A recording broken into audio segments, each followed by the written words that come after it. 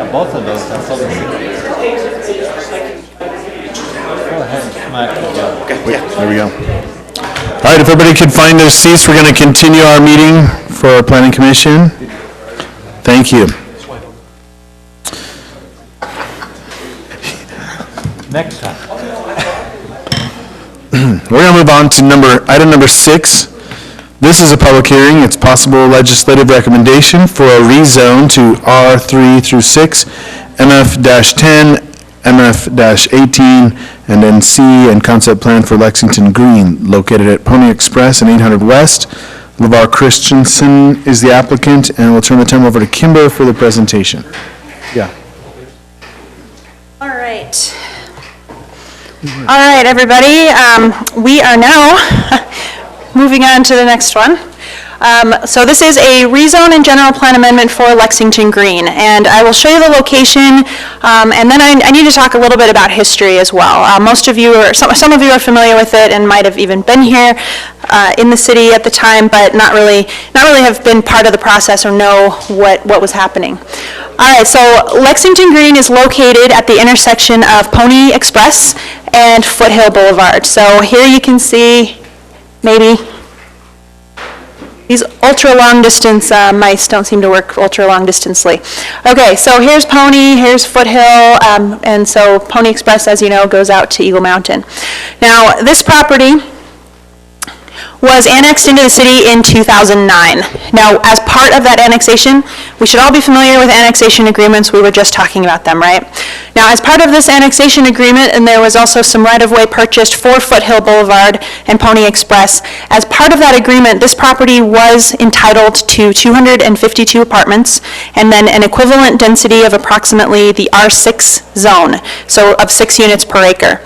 Now, what this means is that as a result, the City Council rezoned that property to then at the time, the R6 zone and the R18 zone. So even though this is a rezone and general plan amendment tonight, those are to reconfigure the density on the site, not to approve the density on the site. This density was approved in 2009, prior to any of us being here, thankfully.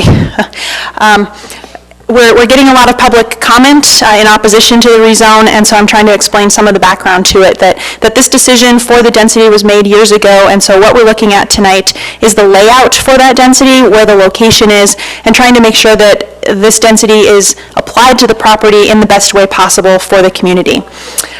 So with that, the property, the R18 zone is now called the MF18, multifamily 18, to make it more understandable. And then the R6 is now the R3-6, which means it allows 3 family dwellings or 6,000 square foot lots. The Planning Commission and the City Council have looked at this concept a couple times in work session since 2015 and again over this spring, and there are a few iterations to the plan which I'll show you. So the concept, there was actually another concept plan submitted today, which will be shown in your packet. We'll get it online as soon as possible and present it to the City Council as well. There are some slight modifications to the plan that you saw. But just as a reminder, you have 252 apartments. Those are guaranteed through that annexation agreement. And then the remainder is 6 units per acre. So you can see just some quick comparisons. The plan that was in the packet that everyone looked at, it had the 252 apartments, and then it had 98 townhomes, and the remainder of the units being single family with some small and medium-sized single-family lots in the plan. So 4,500 square foot small lots and 6,000 square foot somewhat less small lots. And then also the applicant is asking for 1.1 acres of neighborhood commercial and then some open space. Now, as with previously, the concept plan is, concept, and so your feedback will be given to staff and the applicant on changes needed to the plan. Now, the concept submitted today still includes the apartments. It's increased the number of townhomes, but removed the 4,500 square foot lots. That is in response to feedback from the City Council and Planning Commission on how those lots are quite small. Now, those lots were replaced by townhomes, so that is something for the Planning Commission to give feedback on tonight. You can see the total number of units still works out to 440, and there's still about an acre of neighborhood commercial. Now, the open space is still a little less than 20%, so that's some feedback that will be given on this updated plan. So let me walk you through some of these designs. Kimber? Yes. Sorry to interrupt, but The original, so what we looked at from strictly the interpretation of the agreement was 444 units, so they've gone down to 440. True, they have gone down by 4 units, yes, thank you. Yeah, but they have added that commercial, which I think Kimberly's going to explain. Yes, that's a very good point. The agreement entitles them to 444 units, and yes, they are asking for 440. So this is the plan that was submitted in the fall of 2015. Now, I somehow forgot this, but I didn't put in the current zoning map. But for everyone's information, here is Foothill Boulevard on the east side of the property. You have Lehigh Fairfield Road on the north side, and you have Pony Express on the bottom. Now, the current zoning condition, as well as the general plan, calls for the multifamily 18 to be, in this area.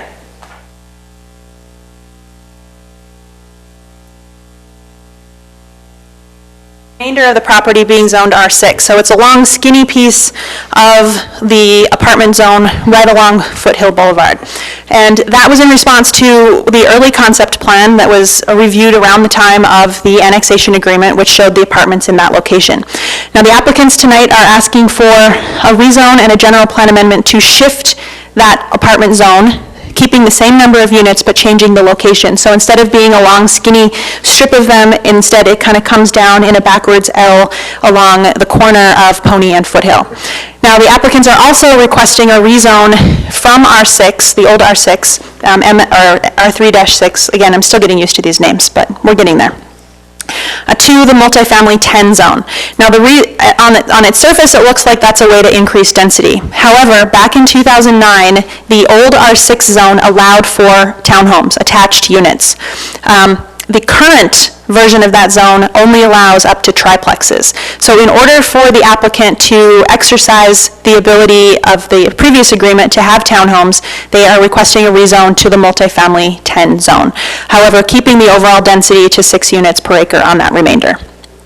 Now, with this plan, there were some concerns. So, for example, you'll notice that this plan included no connectivity to the north and no connectivity between the single-family and townhome development and the apartments. So, based on the feedback from staff and the Planning Commission and the Council, the applicants came back with, that was 2015. Similar layout, came back in January 2017, still didn't have connectivity, so this was brought to Planning Commission and Council in work sessions. Feedback from Planning Commission and Council included connectivity, open space verifications, looking at different size lots. Here you can see some of the feedback, reducing units for commercial, which they've done by 4 units, addressing information on parking requirements, especially guest parking, and then a whole bunch of things such as feathering the density from the multifamily 18, sidewalks, you can see those up there. The council also expressed interest in a comparison of the 2 different codes, the 2009 R6 and the current R3-6. So, here you can see the updated rezone plan and the concept, which were in your packet. You can see that it's added connectivity to the north and in between those neighborhoods. And then further change, this is what came in today, which is a change further in response, which it removes those small lots, the 4,500 square foot lots, increases the townhomes, and addresses some of the questions with open space. So here you can see these are townhomes, some larger, these are 4 larger single-family lots. Those are 8,000 square feet. The remainder of these are now 6,000. There are no 4,500 square foot lots. You can see a road connection for transportation. As we discussed, with Pony Express widening coming up and potential Foothill Boulevard widening in the future, these accesses could become, limited access, right in, right out, or actually may go away, in particular this one here. So having internal connectivity is very important. Also connectivity to the north. This is the commercial piece that they're looking at. And here you can see the 2 comparisons. So this is the old version on the top, the new version on the bottom. I pretty much summarized it for you already, but we can come back to this slide if you would like. You can see the 4,500 square feet lots have gone away, and this is the layout, and then the increase in the townhomes here. Sorry, this is acreage, number of units over here. We can come back to that as needed. This is a zoomed out version which shows the parking that's been required. You can see that the requirement of 2.25 spaces per unit is being provided, actually extra parking being provided in both cases. So that was requested by both the Planning Commission and Council. And then updated open space plan showing different types of open space. You have an entry park, the center park, and the southwest entry park, arterial parkway, green space along the corridor. We just talked about that. That's a requirement of the city for frontage improvements. And then open space within the apartments. That was also a concern of the Planning Commission and Council, making sure that there is some meaningful open space so that it's not, obviously apartments are dense, and so having open space makes it a better situation. And then the updated rezone exhibit. So these are still the same zones that were in your packet, just a slightly different layout. You're looking at the R3-6 for a portion, the multifamily 10 zone, and then the multifamily 18 being reconfigured, and then a piece of neighborhood commercial. Comparisons between the previous zone and today, as you can see, it's primarily the same, with the exception that the lot size has increased, so the applicants have modified the plan to comply with our current minimum as opposed to the old minimum. Multifamily in the past was possible through a conditional use permit, whereas it's not today, which is why they're asking for the multifamily 10 zone. 20% minimum of open space. We have a new program today which allows for slightly less but better open space, not less in the multifamily zones. And then the other requirements are pretty much the same. As you can see, a required minimum of 30% turf for the multifamily as opposed to 50%, so that's better. I'd like to see that get down, but we're working on that for water purposes. All right, so with that, you have two things before you today. One is the general plan amendment and one is the rezone. They both go together. In order for the rezone to happen, the general plan has to be amended to change those locations. Again, whether you're looking at the old code or the current code, the rezone has to happen to allow the new configuration. And again, you're not looking at total number of units because those were approved previously in 2009 for better or worse. So your motions, you can either forward positive, and also you're not the deciding body on this. This will go to the council. It's on the agenda for next week. Should you choose to make a motion, if you choose to continue it to a later date, then the council meeting will obviously be continued as well. So your options are, as always, a positive recommendation with conditions. You can also add changes, add conditions if necessary on either the general plan and rezone. I did put an alternate motion here in your packet. It talks about the rezones are recommended as shown in Exhibit 7, and you have a choice whether to include or not include recommending the neighborhood commercial because that was not part of the agreement. And then instead, you can speak about the updated rezone plan in the presentation as opposed to in your packet. So that's a modification to your recommendation. You also have the option to continue it to your next meeting, which is, I believe, May 11th. I find it hard to believe we're in May, but okay. And then you can also forward negative recommendations on the general plan amendment and the rezone to the council with articulated findings as to how it does not comply with the general plan, how it does not benefit public health, safety, welfare, or any of these other, if it's not consistent with the purchase agreement. With that, we have received a significant amount of public input. I've received some comments in writing today, so I did not have a chance to forward those to you, unfortunately. If those individuals do not speak, please return to me at the end of the public hearing and I will read those into the record. Thanks. We'll do that. Thank you, Kimber. Is the applicant here? Hi there. Would you like to add something to the presentation? And if so, could you state your name and address for... Yes, LeVar Christensen. Concord Holdings actually is our entity, and our address is 11693 700, that's south, 700 East and Draper. And I would, if I might, I want to be sincerely respectful and responsive. If there's been any public comment that's come in writing, whatever, I would sincerely welcome that, the chance to see it, and happy to meet with those people individually. If it's allowed, I'd like to be able to respond to the comments that I hear before it's brought back for action, if you don't mind. Absolutely. That's kind of you. Thank you very much. I know you have a lot of history, and there's always, it seems like each time we take the next forward step, maybe there's someone who's new to it, and so I'm trying to be very responsive to that.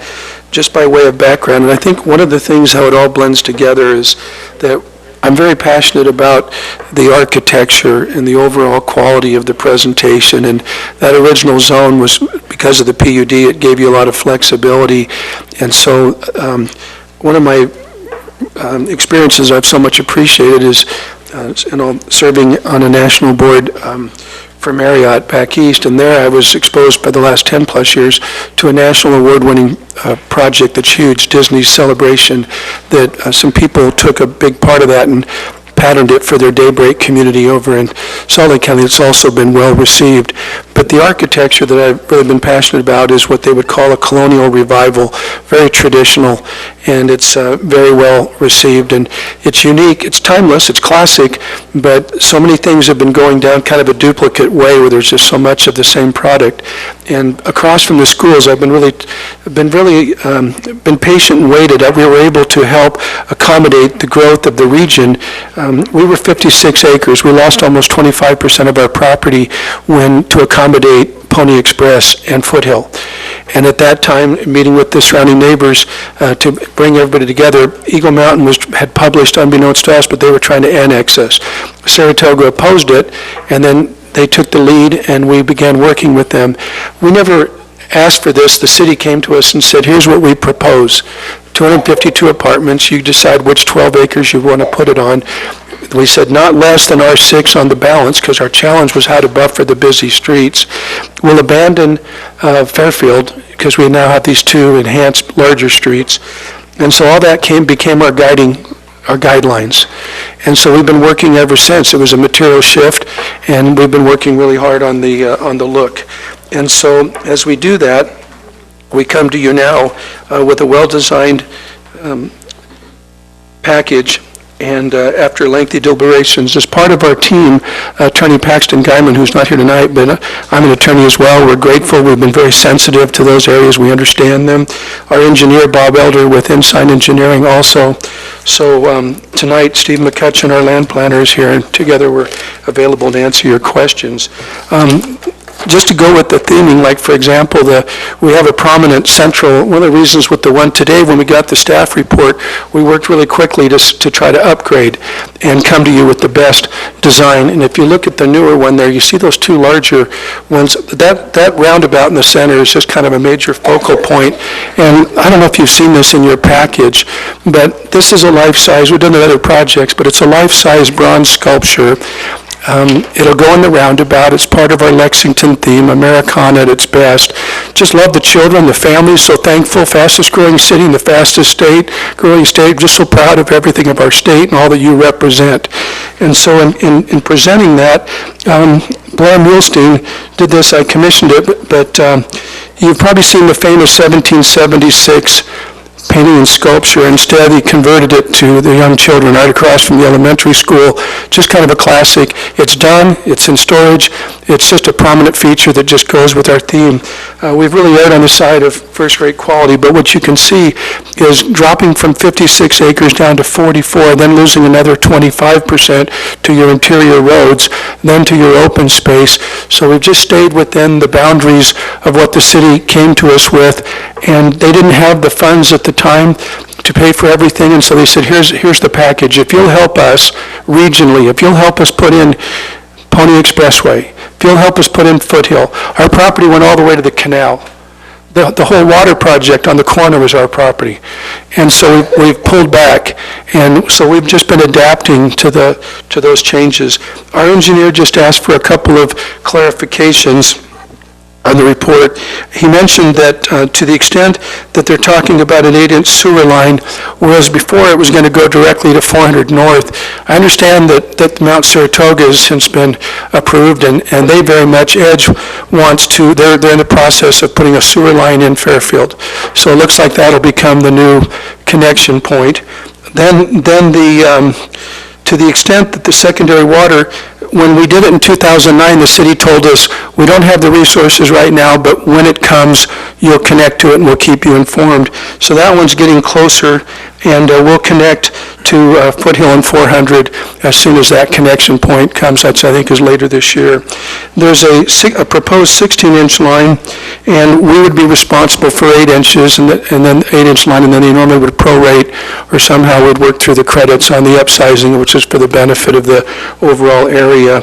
And then the last one is that there's a well, like I say, the Fairfield, we were just asked as recently as a few weeks ago, and this was a hard one, to just stub in, and because the contract makes it really clear that it was to be dead-ended and abandoned, and so it wasn't to be reopened, but it looks like you've got new needs and a lot of external pressure, and you want the connectivity, and so it's just one more area that we've tried to accommodate.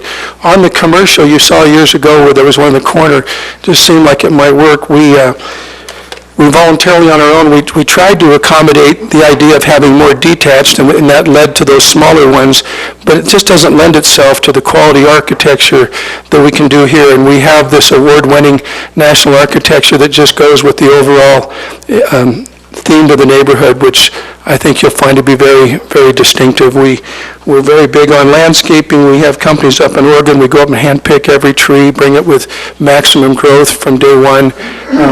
So this is what we have presented to you. As we laid it out, we actually erred on the side of trying to make them bigger, and in so doing, we actually came down by 5 units. So we come to you with 440 when we're entitled to 444, but we're actually, that was supposed to be not less than.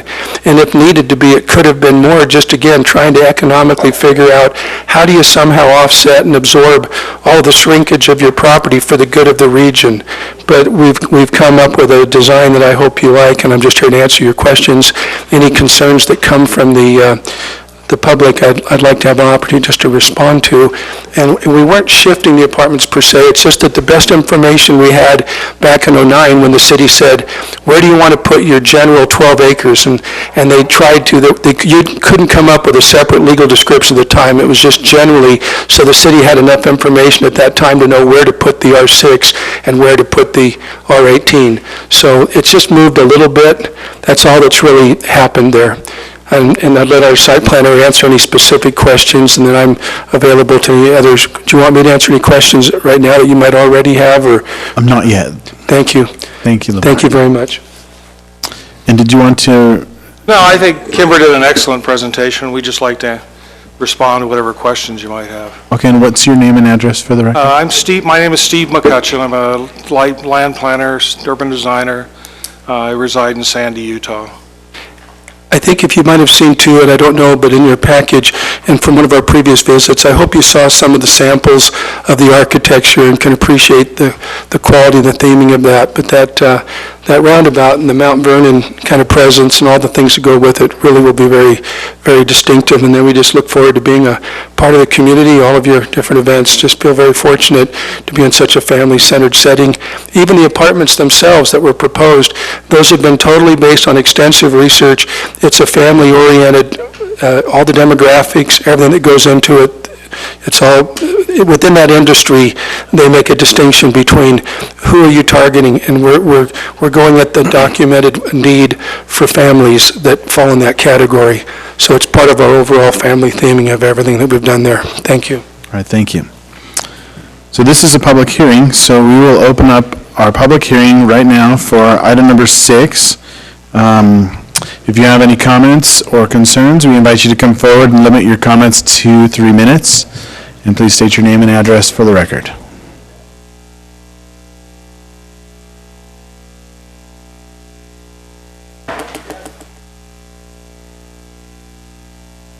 Any comments? And one other thing, if somebody's already said it, we are going to address it, so no need to say it twice. Darrell Wendell, Lehigh Fairfield Road, 11698 West, just adjacent to the property. I met with Mr.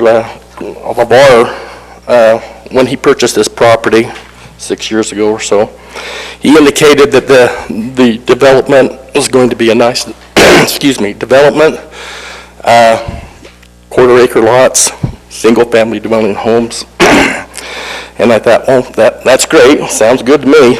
And then the next thing I heard was that, of course, the infrastructure came in, the roadways and whatnot, and And I also heard at that time, without me being involved at all through the city or LeVar or anyone, that he now has high density or commercial on the southeast corner.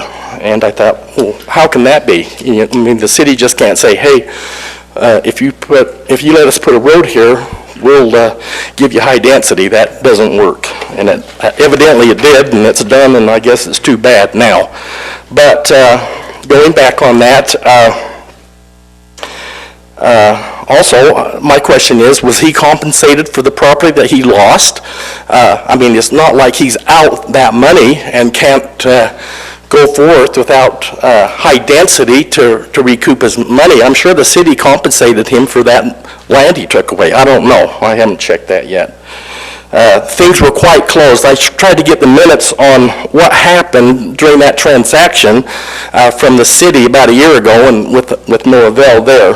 They said, well, it's past and done, and the people are no longer here, so don't worry about it, it's done.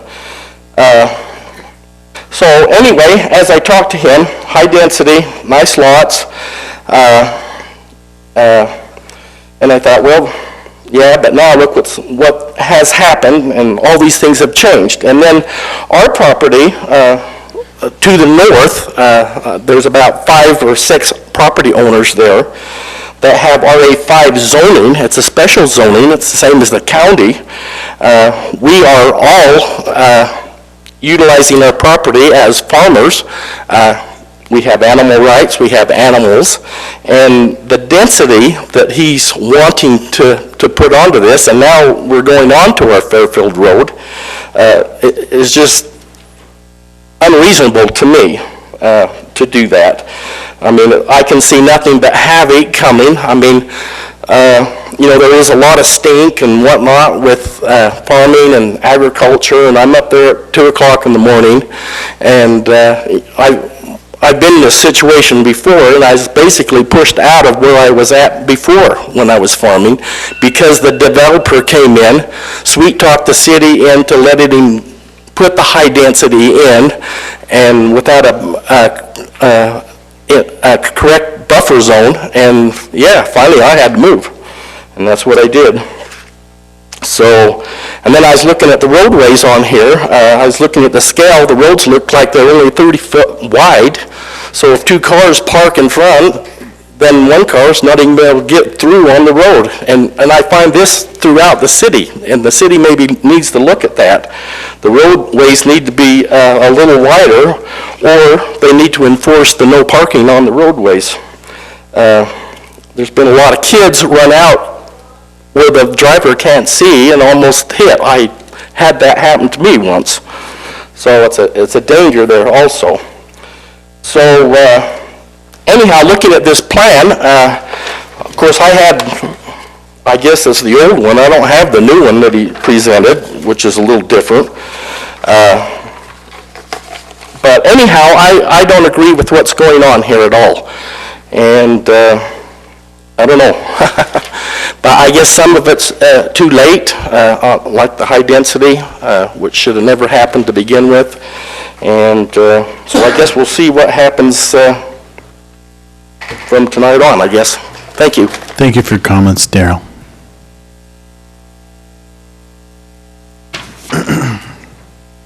It's me again. Do I identify who I am? Yes, please, if you would. Maury Pyle. M-A-U-R-I-E, Pyle, P-Y-L-E. I just had a question in regards to the commercial. How large is the commercial, and what kind of commercial is going to be in there? How much, you know, how many buildings or whatever, and what, is it going to be like a strip mall type thing, or what's going to be in there commercially? We're not doing the back and forth right now, but we will address that. I just want to know how big a area is anyways. And is it going to be on Pony Express, facing Pony Express, or facing 800 Foothill Boulevard? You know, like which direction is it facing that we have to deal with? All right. Thank you. Mari, before you leave, where is it that you live? Are you close to this? We're in Sunrise Meadows. Sunrise Meadows. Yeah, right there by the Sunrise Meadows Park, up behind that. Thank you very much. Thank you. But that 800 road needs to be paved.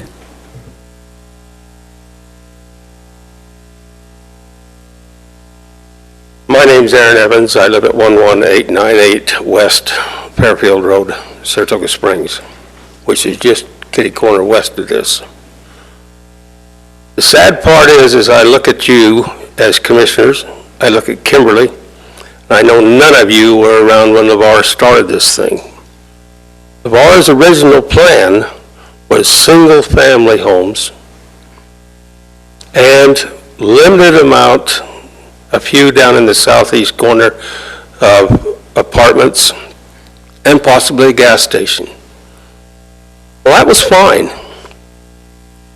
The city has annexed us, forced us in, not by our desire, but forced us in to the city.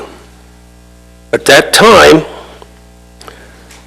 they said, you got the same rights you had when you was in the county. Well, that's great. I turned to the city and I says, okay, put it in writing. City attorney says, I can't do that. The city can't do that. I says, then change your zoning, which they did. It took us a little bit of effort, but we got what we had in the county, the same. Now that's large animal rights. It creates problems for a high density. And I don't know, I farmed some ground down on the corner of 400 North and Redwood, school, and stuff down there. You can't believe the trash that I get out in my field. Animals love to eat your trash. Let me tell you, it is ridiculous, and excuse me, it's asinine. And to go back a little bit further, this is ridiculous. When the city made it a private deal with LeVar to take some ground along his east edge for a road rather than compensating, I don't know how much he was compensated, LeVar. Any? Nobody knows how much he's compensated for. It's a private deal because the landowners were not made aware of it. Nor were they made aware of the high density that come in. Not to mention the fact if you put the high density in, where are you going to put the kids?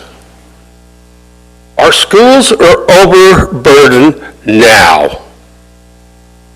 They've got trailers around them. Look at your high school. Look at your elementary that's right there by it. Look at the other schools that are right there. What is there, six schools between me and Redwood Road? And we still don't have enough? Excuse me, something's wrong. Because the city figures they got to take and have the money. And LeVar, I feel sorry for LeVar. He's taken a long time to pay for this. He's taken a long time to develop it. But that's no reason to take and force the rest of us into it. LeVar's solution is, to me, I'll buy you out. Well, to be honest with you, I'm not interested in selling. I've got grandkids that enjoy my horses. You think I'm going to take that away from them? They live in this area. Where would I go that they could still do the things that they do around my place? I won't do it. And I think the city is wrong in forcing your issues onto us. I haven't lived out here very long, only 74 years. That's not very long. And I think it's ridiculous and wrong. You guys moved in on us. We didn't move in on you. And it's like I tell everybody, I love you, but damn it, go home. Thank you. Thank you, Mr. Evans. Ben Parker, 1546 Rocky Ridge. Honestly, just a couple of things. Number one, on these roads, I don't see any turnouts for any of the entrances. If you go along Pony Expressway, even into our high school, junior high, all these schools, there are no turnout lanes. It's ridiculous. I don't know if any of you have ever tried to drop your child off and have someone coming at you at 40 miles an hour to your back end. But there needs to be turnout lanes on all of the streets going into Pony Expressway and on Foothill Boulevard to allow people to slow down in another lane and turn into the development. Another thing I've noticed is, once again, you can see the very wide green space along the roads, and it's all decked in green grass. How great is that? Conservation. This needs to be xeriscaped with nice trees and shrubbery. This is your job as commissioners to look at plans and do the little deals you do to get things approved only if they have xeriscape on some of the area. I agree, even the park strips within his area could be xeriscaped.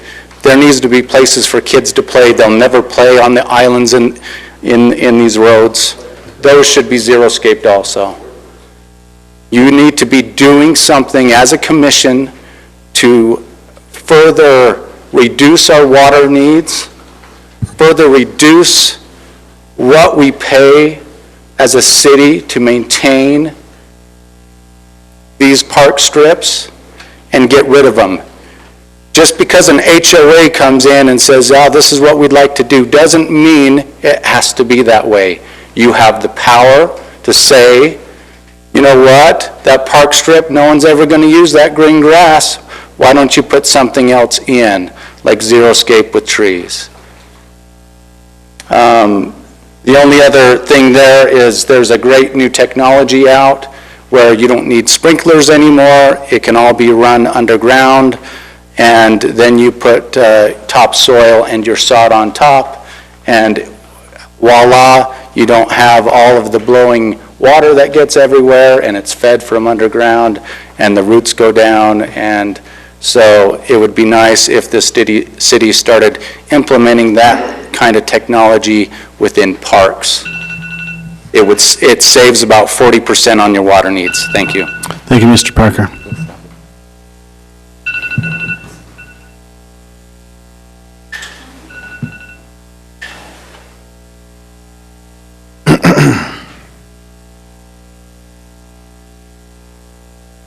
William Holy, 11735 Fairfield Road, Saratoga Springs, Utah 84045. Live right across the road. As a matter of fact, the exit to the north, it's just to the west of my driveway, so thank you for missing it. I'm not going to repeat what a lot of stuff that we've been hearing. Thank you. I'm going to raise the issue of traffic and traffic control. I'm certain that the city's been looking into it, but right now, 400 North and 800 West during the mornings and afternoons can take a bit of time to go through. The other thing that I'm going to mention is the loss of avian habitat. The trees that are going to be coming down are well populated with raptors and a large number of owls. And they've been taking the voles down, so I do want to make that point as we go through. Thank you. Thank you for your response, William. Do we have any others that would like to come forward?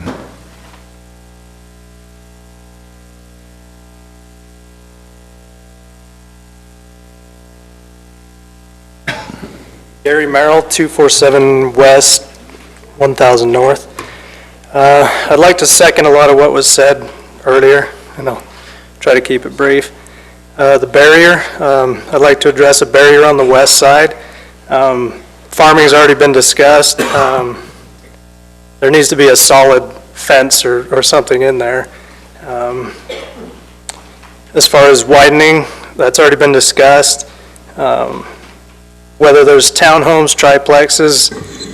I mean, I know what's allowed, but I'd like to know what is going in, what's in the concept.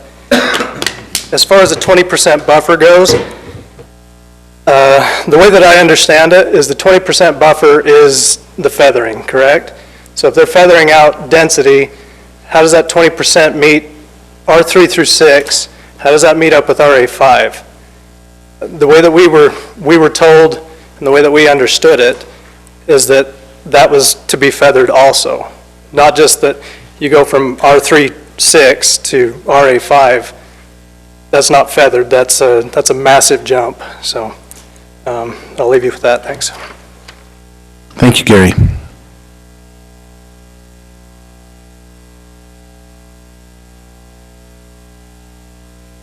Anyone have any other comments, things that we haven't discussed yet? Henry Barlow, 988 West Evans Lane. I would like to just say that the Edge subdivision that abuts me to the north, that was approved, 6-foot fence that they filled up halfway with dirt, so that now it's a 3.5-foot fence on their side. So I'm just forewarning my neighbors that you would want to, for sure, take that into consideration. Because I have animal rights as well and was grandfathered in according to the city. The Planning Commission has changed since many of those meetings, but the vinyl fence that was proposed I knew would not work with my animals. So at my expense, I went in and paid for half of the fence that Edge put in, and it made it a nice dirt retaining, really, for their subdivision. So it's 6 foot on my side, and it's really handy for the kids on the other side to fill up my property with all of the debris. So that's something that, as you abut farm ground to the west, that's a concern that I would want you guys to address for these owners. Thank you very much, Henry.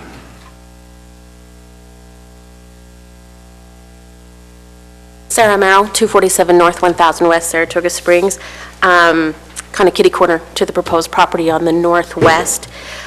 Just to reiterate on the, I don't want to repeat, but I just want to clarify that on that western border where there's an agricultural field, I would recommend that it be put in the plan that there be a solid structure, because I have seen accidents where little kids go out and play in the field, even though the tractor's going, get tangled in the equipment. I've also, back where my sister lives, there was a death as well because kids were out playing hide and seek in the fields. So you need to really discourage them from being able to access that property at all costs for their own safety. They don't realize the danger that lies there. Also, my concern is Lehigh Fairfield Road. What's going to be happen to that in order to bring it up to snuff, because it's already falling apart with just the construction that's going on right now. If you were to drive out there now, you would see that where they are not digging up, the road is crumbling and falling apart just because of the excess traffic. That is not a road that was anything any more than a chip seal, and that would need to be addressed, and who would be responsible for making sure that that is up to the traffic that would be bringing in. On the traffic, I take my kids to school every morning. That needs a light on 800 and Pony Express. I don't know who that's responsibility would be, but I know that the developer doesn't have to be particularly concerned with a lot of the impact that they have on our city in the sense of the schools and so forth. But you as members of our community need to take that into consideration and maybe slow it down a little bit. Wait for the schools to catch up. Wait for the traffic amenities to catch up. That intersection is extremely dangerous, and I am shocked that we haven't had a fatality there yet, even though we already had a major accident down closer to the schools. So I would recommend that it go into the planning. I don't know whose the responsibility would be, but that there be a light there. As far as the M510, I am against it. I am against LeVar getting higher density when he has made verbal promises to landowners in the past, saying that he would have a better buffer between the residential and the agricultural.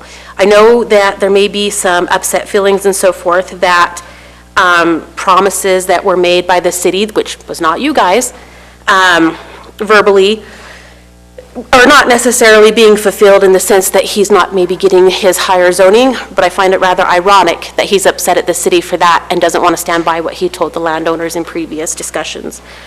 I also agree that there needs to be, I believe that this goes against your 20% zone-to-zone ruling. So going from R36, which she already has, it's fine, but to increase that zoning, it's too much. You're above your 20% zone-to-zone feathering. So, thank you. Thank you, Sarah.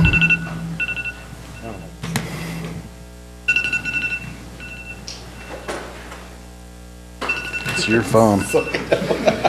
You own it. Anybody else have comments? Yes. Sorry? Yeah, we have to address all these answers. So. I have public input to read. Oh, gotcha. Hello. Christine Wendell, 11698 Fairfield Road. I agree with everything that's been said so far after living here for 18 years. Progress is really hard, and especially at the high density that's going in. I'm wondering if our quality of life in Saratoga Springs that we love so much and the beauty is worth this progress. I'm not sure that it is at whose expense. One of the things that I would like to ask is, I read in the newspaper that we're changing the name of our road. And I'd like to know if that's true and who got to decide the name of our road, and if that has been done. Also, along with all of these 252 apartments and 98 townhouses, comes kind of a transient population. And one of my concerns is the city have the enforcement of the police. Do we have enough financial aid also for that to help with the problems that have been proven to come along with all of this high density that we're putting into Saratoga Springs? Thank you. Thank you, Christine. Anyone else? Okay, we will close, I'm sorry, we will not close public input. We have some additional comments that have been made through emails. Kimber, if you could read These those. came in later in the day today, so they were not able to make it into the packet ahead of time. There are several of them, so this will take a couple minutes. Okay, so the first one is from, and these are not quite in order, I forwarded them to the council tonight for their meeting next week. Let's see, we had Natalie and Jared Miller provide comments. Actually, sorry, Natalie Miller. So she says, hello, my name is Natalie Miller. I currently live in the Talus Ridge subdivision here in Saratoga. I've seen the proposed Lexington Green development and I am unable to come to the meeting tonight and Tuesday due to my kids' soccer games. Please do not approve this plan. When I built my home 1 year ago, I checked on all of the zoning around my property. I know that the corner of Foothill and Pony Express had a very small section zoned for multifamily homes or apartments. This was the risk I took, but knowing that I was surrounded by agriculture or R3 zones, I took the risk. Please keep the owner of the property, the proposed Lexington Green property, to the current zoning. We've already allowed more townhomes and multifamily homes into the Mount Saratoga subdivision than I was expecting. We do not need any more. I bought this home as my forever home, and I don't want to be surrounded by transient properties, which these all turn into. I want a feeling of neighborhoods and community and not something that's constantly changing. With these transient properties come increased traffic and crime. I'm not opposed at all to these homes when they are kept and maintained by the original owners, but eventually the majority become rental properties. Thunder Ridge is also already overcrowded with students. This means that a lot of those living in Lexington Green proposal would probably be cutting through my subdivision to get access to the schools proposed in Mount Saratoga. We don't need any extra traffic going through our neighborhood. We will have enough cut through coming from the west as it is. I'm not opposed to development after all. I just did build a home myself. I really would love to be surrounded by single-family homes and properties that attract the right kind of people to our community. I know that the R3, R6 zoning laws have changed since this owner has owned the property, but just like I have had to accept the changes around me in Mount Saratoga, the owners need to accept the current zoning rules. Please keep them to the current R3, R6 zoning rules. He already has enough multifamily homes with the corner of the development. Please keep him to this and keep the rest of his development as single-family homes. Make this more about community and less about money. All right. Then the next one was Corey and Brittany Karcher. And you can time this. This is a longer letter, so if it runs out, I'm speaking as fast as I can. All right. Dear Planning Commission, City Council members, and Saratoga Springs City staff, our names are Corey and Brittany Karchner. Our family lives in the Pelican Bay subdivision. We've lived in our home for over 14 years and have loved where we live. Oh, I'm sorry. This was the wrong one. My apologies. Okay, that's for another hearing next week. No worries. All right. A little further than this property. Yes, just a little. I was wondering why someone was commenting from down there. Okay. It's like, wow. All right. The next one is from Jessica Dahlquist. To whom it may concern, we purchased a home in Saratoga Springs, Utah last April. We checked the zoning around us before purchasing because it was a top priority to have low-density housing. We are already disappointed to learn about the Mountain View corridor likely extending down in front of our subdivision between us and the elementary school. We are already disappointed by the Talus Ridge Drive will become a boulevard. We truly hope and plead that the proposal to increase the zoning between Pioneer Crossing and Pony Express along Foothill Boulevard be vetoed. Please keep high-density housing to a minimum. Single-family and more affordable townhomes in some areas are needed, but please, please keep the feel of Saratoga Springs to the rural feel that we moved here for. I want safe neighborhoods where my children can bike to all the surrounding parks, and high-density homes goes hand in hand with an increase in crime and a decrease in safe neighborhoods. Saratoga Springs is a beautiful city. We built our dream home with plans to stay until we go to assisted living in 50 years or so. Smiley face. Please listen to the voices of those who pay property taxes here and are trying so hard to build a safe, positive, connected community. There are many of us who feel if we can't get the neighborhood we'd like here, we will try again somewhere already established for having single-family homes, surrounded by other single-family homes or farms. And with the recent property increases, maybe that's just what we will need to do, but I definitely hope not. We love it here so far. Thanks for your time and service. And changes. Okay, and then one more. Emily Mount. I am writing about the proposed changes to the land west of Thunder Ridge Elementary. My family moved to Saratoga Springs in 2012. We have since built and moved into another home here in Saratoga.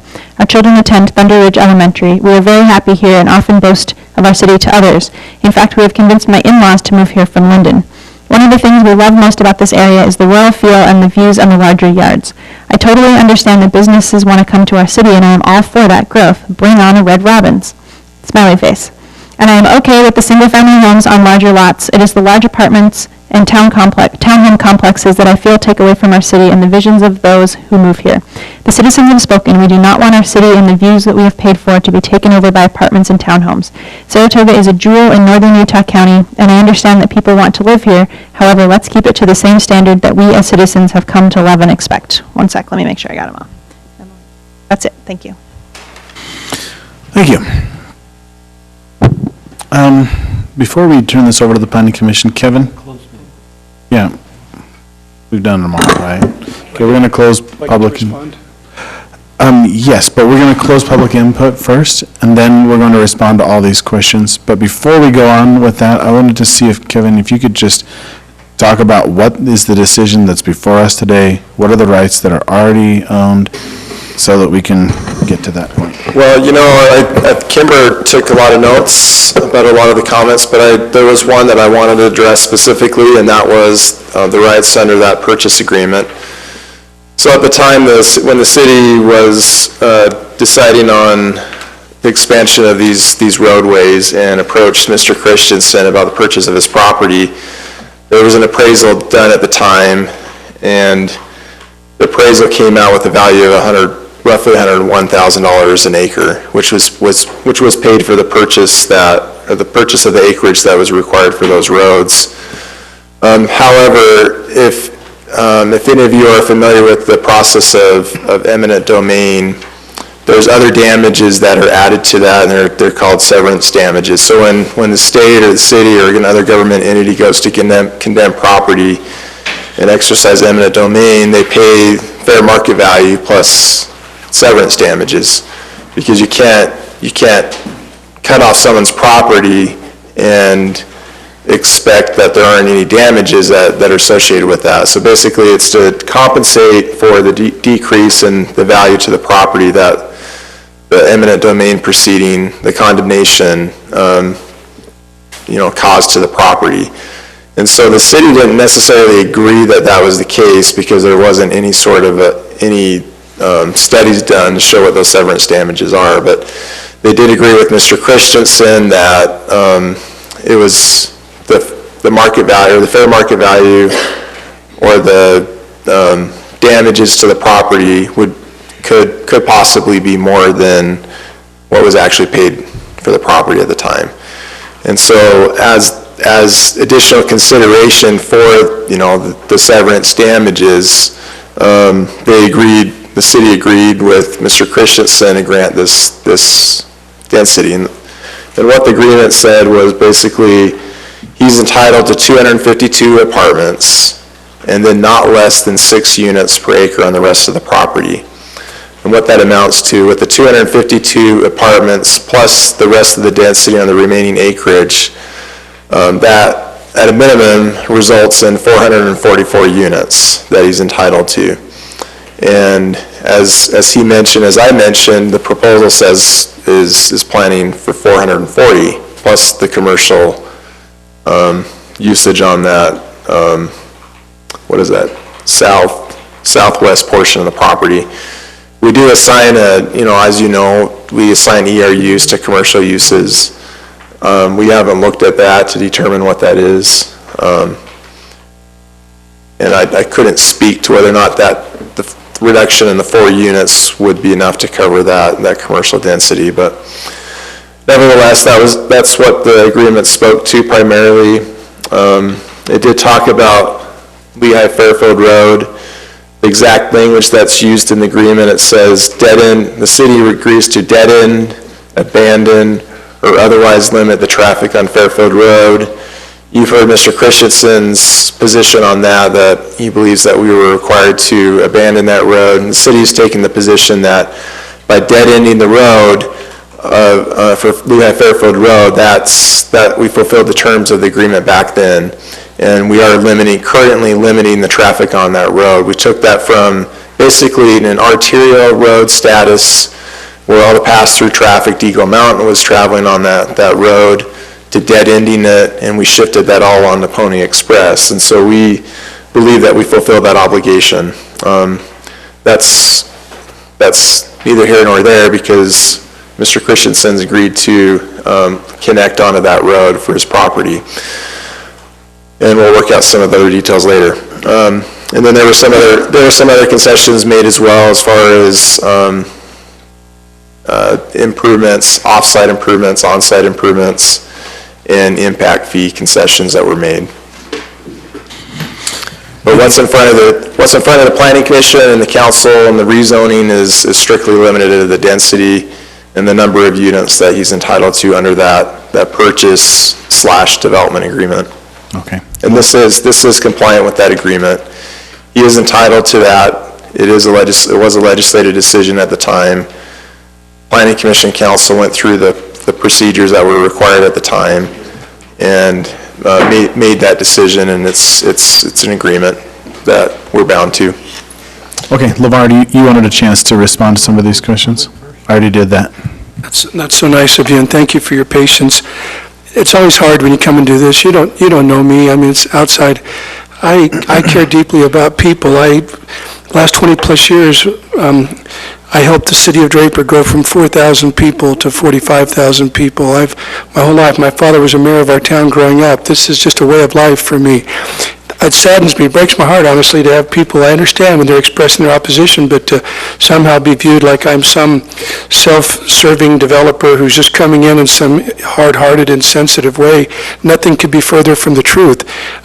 There's a lot of bad memory here, I'm sorry to say, misinformation. When I bought the property from the Peterson family, their father was passing away. They came to me because they were rooted in Draper, and they said, "You did so much. You helped so many families. You've been so sensitive all this time. Would you come down and do it in Saratoga for us?" And I took it sight unseen, just trusted everybody. I didn't know all the issues. I didn't know all the things that Saratoga still needed, their utilities, their this, their that. But as I began trying to work through it, I watched the school buses on this run-down little Fairfield Road. I saw how Eagle Mountain was just coming over and using it. How was anybody getting there? And so I'm trying to just help.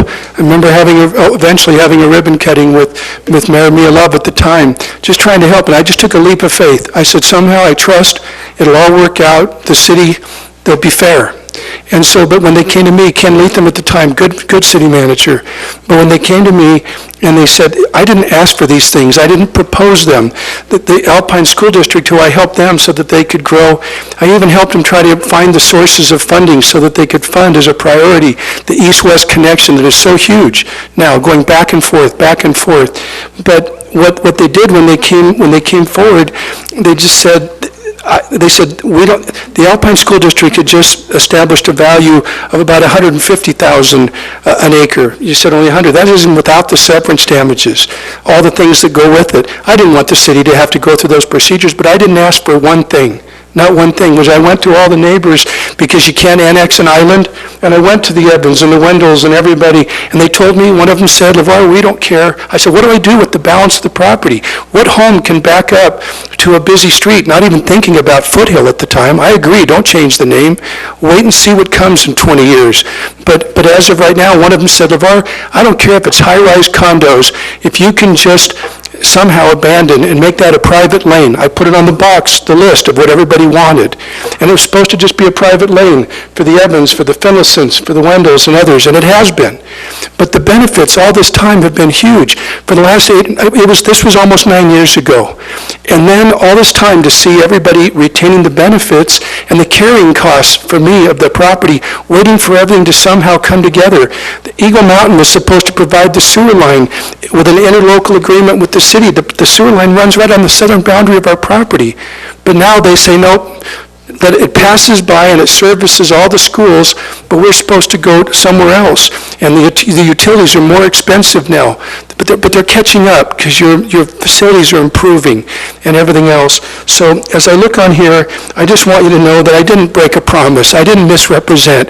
There was a time when I thought it was all going to be single family, but when the city came to us and said no, then I went back to everybody, and I don't think they realized the incremental development along the way. The benefits to this day of everybody of Pony Expressway and now Foothill and all the improvements that we're making for everyone here. I just wanted to tell you too that Edge, I didn't know, I was never notified for the meetings. I just barely got a report.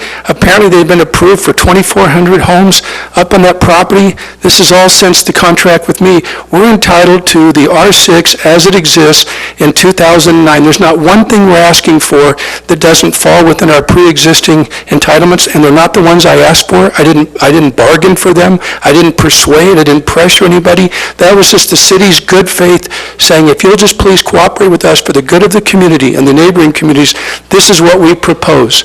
And I took it in total faith and trust. It's been 9 years in the making. Now I'm coming in, I'm saying, if you'll just let me come in with an award-winning architecture with the balance of the acreage that's there, it'll be family-centered, it'll be very attractive. It's not just vanilla. And I realize new people have come in and they just think it's a zone change. They think that you're asking for something like I'm here with my hat in my hand, or that you're just trying to create density, or whatever the case might be. And so I look here at these items, trying to figure it out, and I just look at the benefits of this. I have answers for each and every point here, but I hope you can see that this is fair, this is equitable, it'll be first class. About the only unique nuance, where they asked about that commercial, I can go either way on that. The city, when I came before, they seemed like they liked that with the traffic. It would probably be a gas station, maybe it could be down the road, I don't know, just with the traffic. Or if not, it could be an office building. What some of the towns have done is they've had these little small retail type things where it's maybe a food or something. It just seems like that in the area, we're about a mile from Smith's and the main hub up there, but it seems But if that's controversial, I wasn't trying to swap it for density. We're entitled to 444. It says it's vested, it's undisputed, and I appreciate the legal reality of that, but please don't think for a moment that it was something that I somehow conceived of and have tried to force on the city. It is the best use of the property now. It's what we agreed to in good faith. We can go forward in it in a very sensible way. You'll be pleased and proud of it. But when I think back to how far we've come, if we hadn't have done this, the one thing, Fairfield could stay the way it is, and that might be better for the 3 or 4 families that have been impacted by it. But I think that all of this has made the surrounding properties go up in value, and I'm very sensitive to those uses. I'm just trying to accommodate. I was asked as recently as a few weeks ago by the city, won't you please stub out onto Fairfield? Won't you please drop your legal argument about why it could just stay abandoned? And apparently that helps the new developments that have come along. I just trust your master planning in that regard, but it shouldn't translate into some heightened financial responsibility or burden to us, and I think it'll be good for everyone involved. Again, I've just taken a huge leap of faith, and I hope you can see the sincerity of it.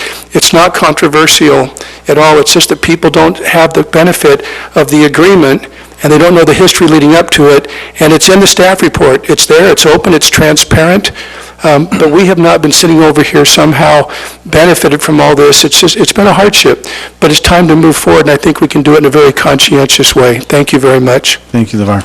We're going to jump into the nuts and bolts of people's questions right now. You can go ahead and have a seat, and we'll ask you if we have any questions. We have closed public input for this time.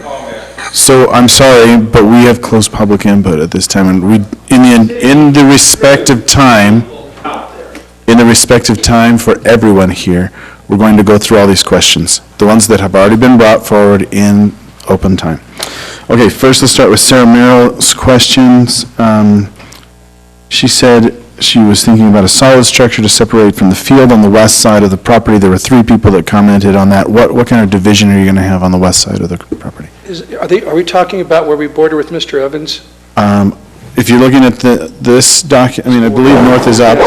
North is up, so the west side is there. It really hadn't come up too much, but we were thinking that we'll do a masonry. I'm not a vinyl fence guy, and so probably with the precast that we do, we want it to be aesthetic, but also functional.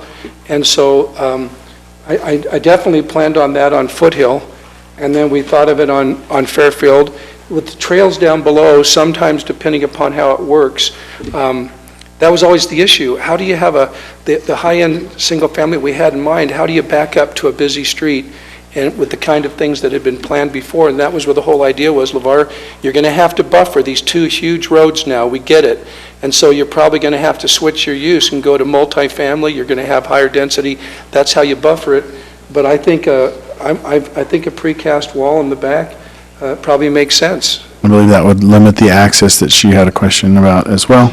That's what she was hoping for, wasn't it? I believe so. That's what she was hoping for. There's a comment about waiting for schools. Sorry, go ahead, Kimber. So there's a comment about waiting for the schools to catch up. Again, I think we've already discussed that in the meeting, that schools are not something that we have any control over as part of the city. This is something that is dictated to us by the rest of the government. Sorry? And also, maybe staff could explain how we really, how we slow down development. We had an explanation once from the city manager telling us what that actually means and what we can and can't do. And if you could maybe explain that. So, well, I'll let Kevin step in as well if he has anything to add. But so in some states, you have the ability to put in place, growth targets and limit people's rights to develop. In Utah, we're a very pro-property rights state, and so if a property owner applies to the city, they have the right to be considered, and if they meet the code, then they have the right to be approved.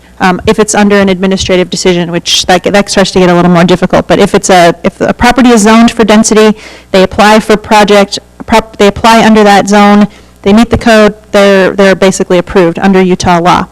Now, there is the option always to downzone a property, but I think what our city manager was speaking about was, if a property owner has bought a property expecting to exercise a higher density and then you downzone it, it can become some sort of legal arguments for takings. And so properties that are zoned in the city, it becomes a little bit harder to downzone them to stop growth. That being said, there are other situations where growth can be slowed, and our city requires all new development to mitigate their impacts. So if, for example, if a property comes in and they're on a substandard road and they're going to increase traffic, they pay their fair share of upgrading that road. We require frontage improvements in multiple situations. We require property to be dedicated to the city. These property owners have to provide, any development in the city has to use the city water system, and if there's not capacity, then sometimes they have to wait. There are a couple of developments in the far south of the city, actually, that came through the process a few years ago, got approved, and have now expired because they weren't able to provide infrastructure to their sites. So their infrastructure is an issue. The city cannot necessarily just go out and build all that infrastructure ahead of time, however. So as developments come in, they bring in their piece of the infrastructure, and all together, the various developments are able to help the city provide infrastructure to all of the residents. There was a comment about, transient population, the financial needs for a police department. That actually really helps illustrate the costs of providing for a city. So if we take any single-family lot in the city, for the most part, whether it's medium or large, once you get to the smaller lots, the math is slightly different, but not a lot. If you take pretty much any standard single-family home in the city and you take the entirety of their property taxes and what comes to the city, it doesn't even cover just police and fire, let alone the cost of providing sewer connections, road maintenance, open space maintenance, planning, zoning, business licensing, anything. All of that has to come elsewhere. So homes that come into the city, just the property taxes aren't enough to support. So when development comes in, they bring in their fair share of the utilities because the city can't do it on its own without, burdening the residents of the city. So in terms of the police department is well funded. In terms of we have a fairly strong police department, and as the city grows, we add to that police department on a proportionate basis. So that is definitely a priority of the city. They are very well funded, and it's definitely something that the city takes seriously. But if you look at this math might be outdated, but another thing to look at, if you look at a single-family home again, and you look at the road out in front of it, and you were to take all of the property taxes from that home that go to the city, over 30 years, it would not even cover the cost to replace that road in front of the lot. And again, that might be outdated. I can look into that a little bit more again, but that just gives you the measure of scale of what it takes to do a lot of the things in the city that we love, our recreation programs, our Neptune Park, and all of those things that we do for the city. We have to get those funds in a variety of ways. Encouraging businesses to come into the city is a big one, but businesses count rooftops, and so until you have the daytime population to support those businesses, they don't come, and it's a chicken and egg thing that we're constantly working on, trying to balance the needs of the city for more economic development, as well as making sure we're planning for more single-family homes. Our general plan update tonight, you've probably noticed there's a goal in there to make sure that if we're having multifamily, we put it in the right place, and that we make sure we're planning for single-family homes. In particular, along in the south of the city where there's just one access, you really don't want to be increasing traffic with a lot of multifamily homes. So those are all things that come into account, but anyway, kind of a long answer. Thanks. Thank you. Okay, there was a question about how large or how many buildings. It looks like the commercial buildings are indicated in red. They're on Pony Express Parkway, is that right? Yes, they are, and the actual layout depends on what business comes in. That's a concept placeholder to show what area it could take. And you already did comment on that, but.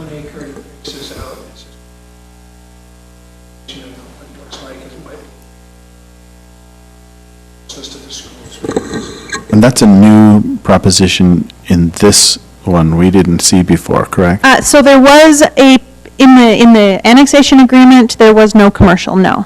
In the version that you saw in 2015, there was commercial on the corner. That was removed, and then the council and planning commission gave feedback that maybe some commercial would be acceptable along Pony in exchange for some reduction of units.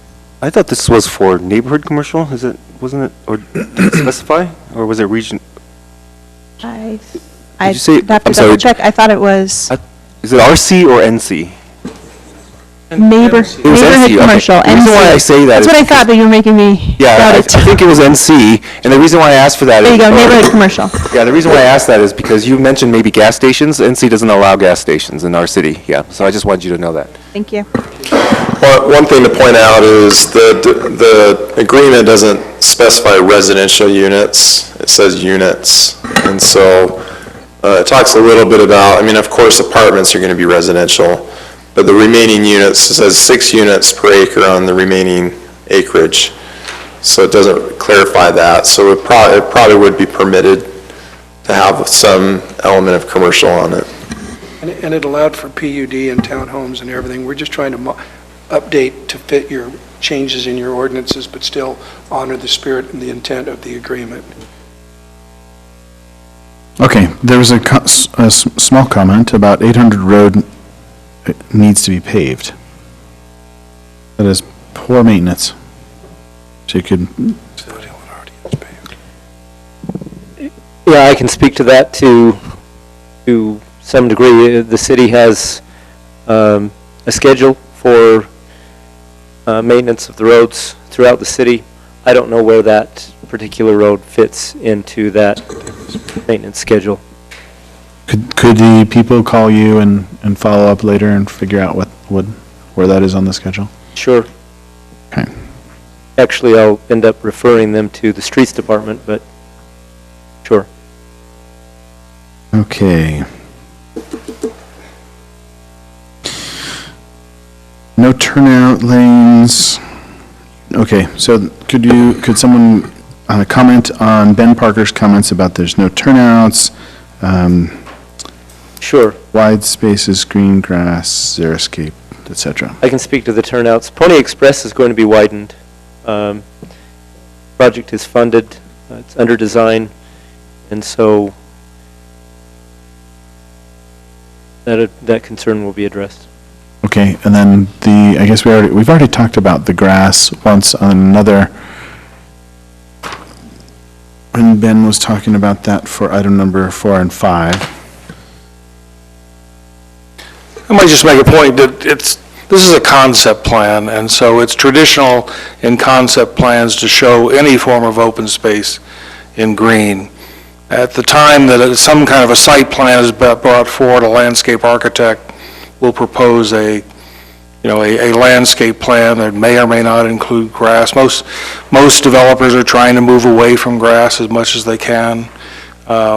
There's some areas where you're going to need to have grass and play areas and that type of thing. But now on a concept plan like this or others you see, just because it's green, don't assume it's just grass. So. Okay, William had a comment about an access road exit to the north, traffic and traffic control, 800 west delay, loss of avian habitat. Who would like to comment on that one? Can you repeat the traffic concern? There was a concern about an access road exit to the north and traffic control.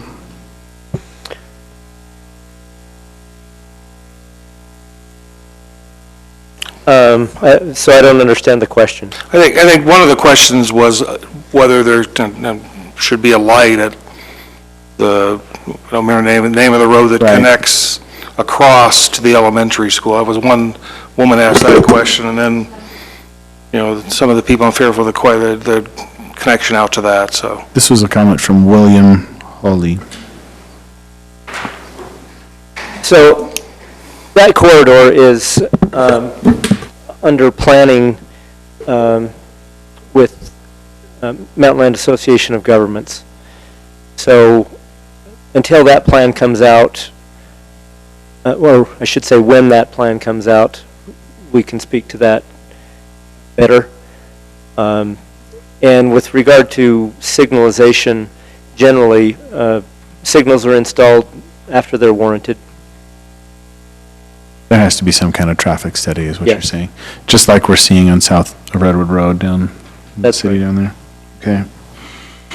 Any comments about raptors and owls? Birds. So if, there are a couple of things. One is if this were a protected wetland, it would have to be replaced elsewhere, which is often a habitat. Otherwise, if it's not an endangered species, it's not something that has to be protected, especially under state code. So it gets a little difficult when there's no study or state mandate or federal mandate that something's protected.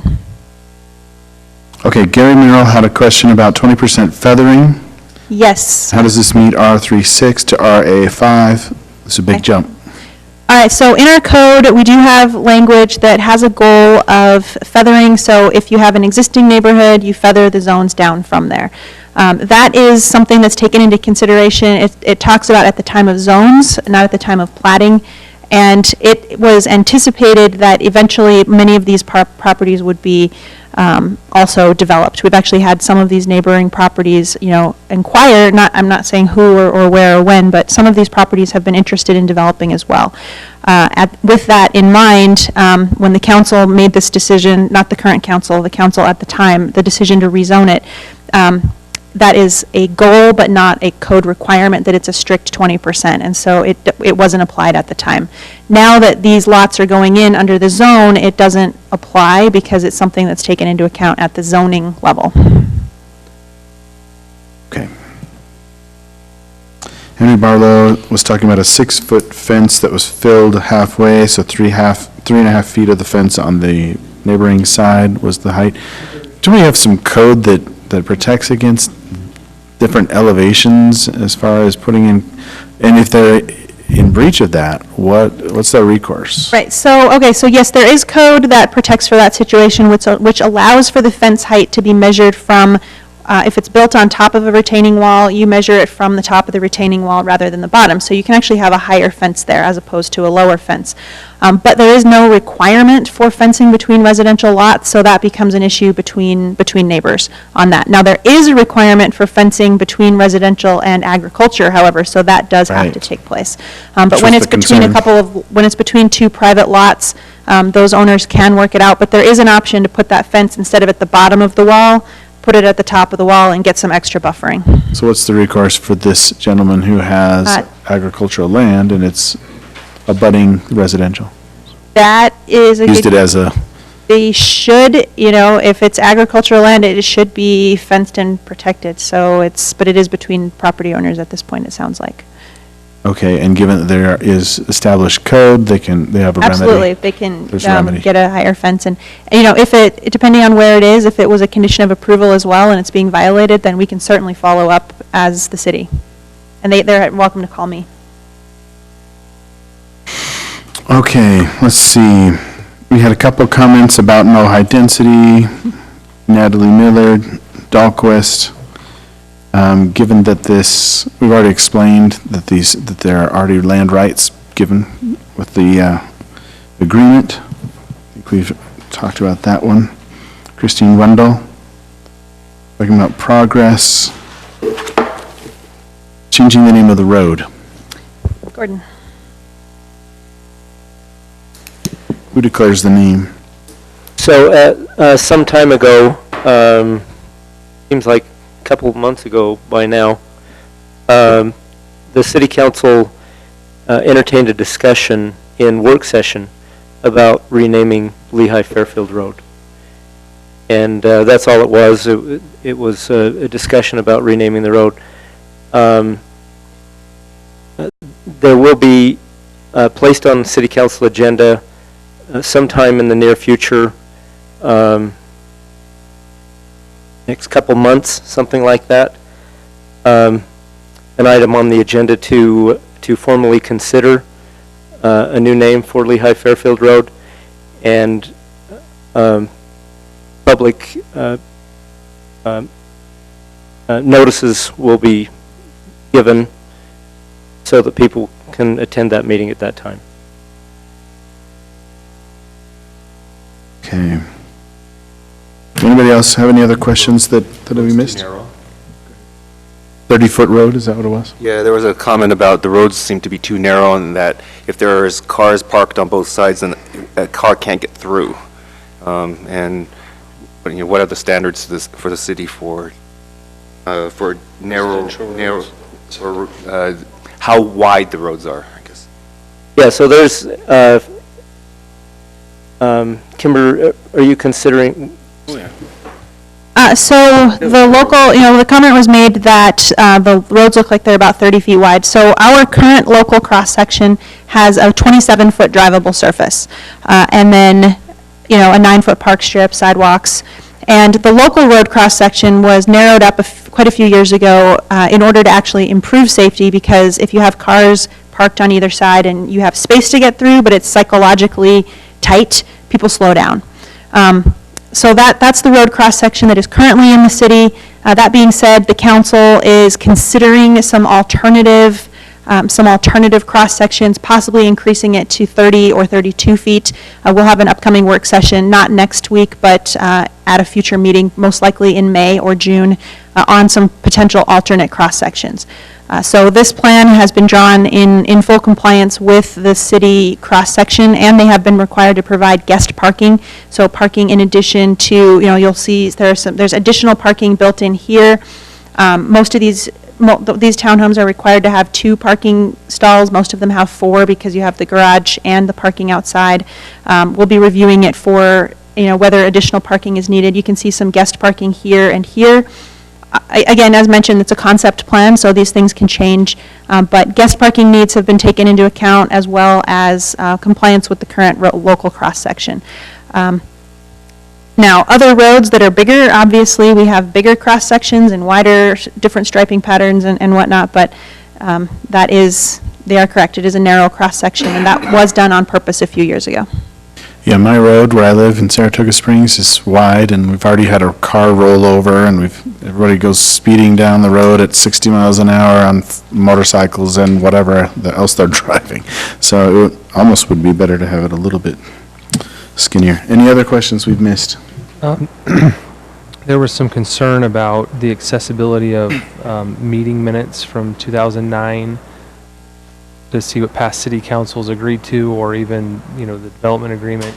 Are they accessible? They are. If someone turns in a records request, we have a form on our website. I didn't see a request for that, but that doesn't mean we didn't get one. It doesn't always come to me. It goes to our city recorder. The records kept years ago are not as good as they are today, but there are records that were kept, and they are available for public access. It's attached to your staff report. And the agreement is attached to your staff report, yes. Okay. I think we've considered all of the questions that have been given. If we haven't answered any of your questions, please approach one of the city staff, and we'll see if we can help you out a little bit better. Thank you. Okay, we'll turn this over to the Planning Commission. Commissioner Steele.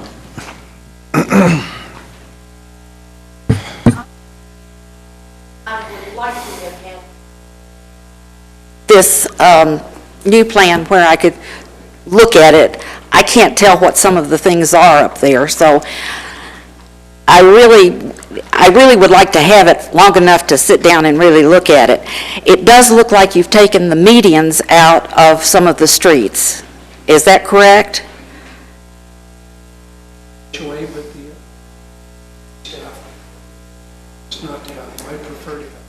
Well, I was concerned about the backing, how wide the street was, and then with that, and then maneuverability, and how you get and make a left-hand turn. So if you have left them out on purpose, and they won't be going back in.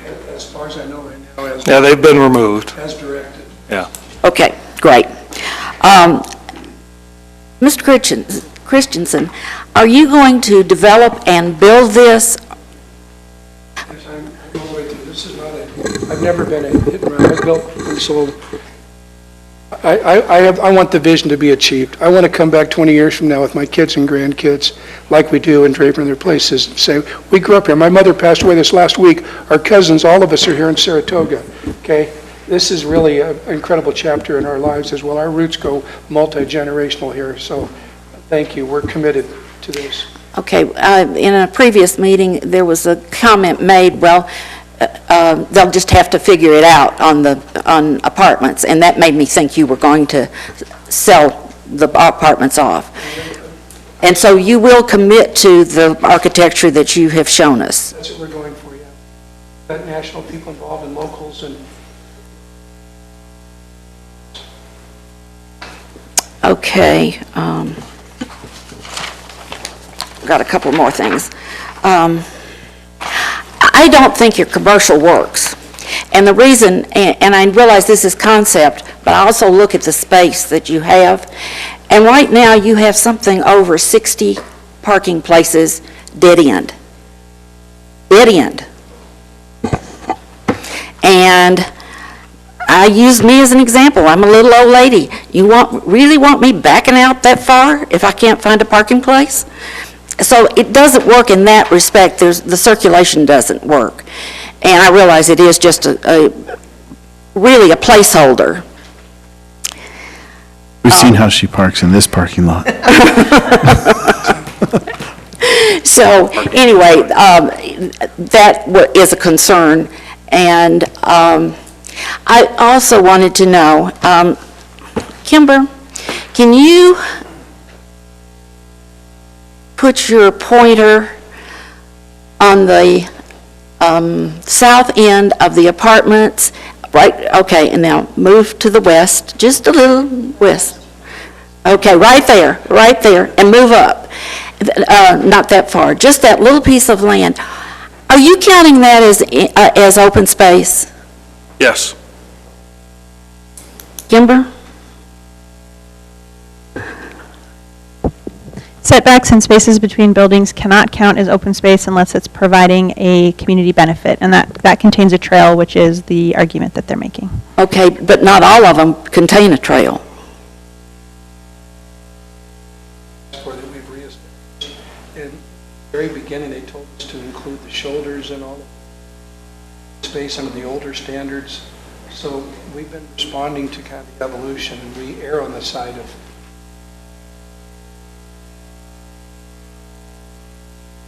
distinct.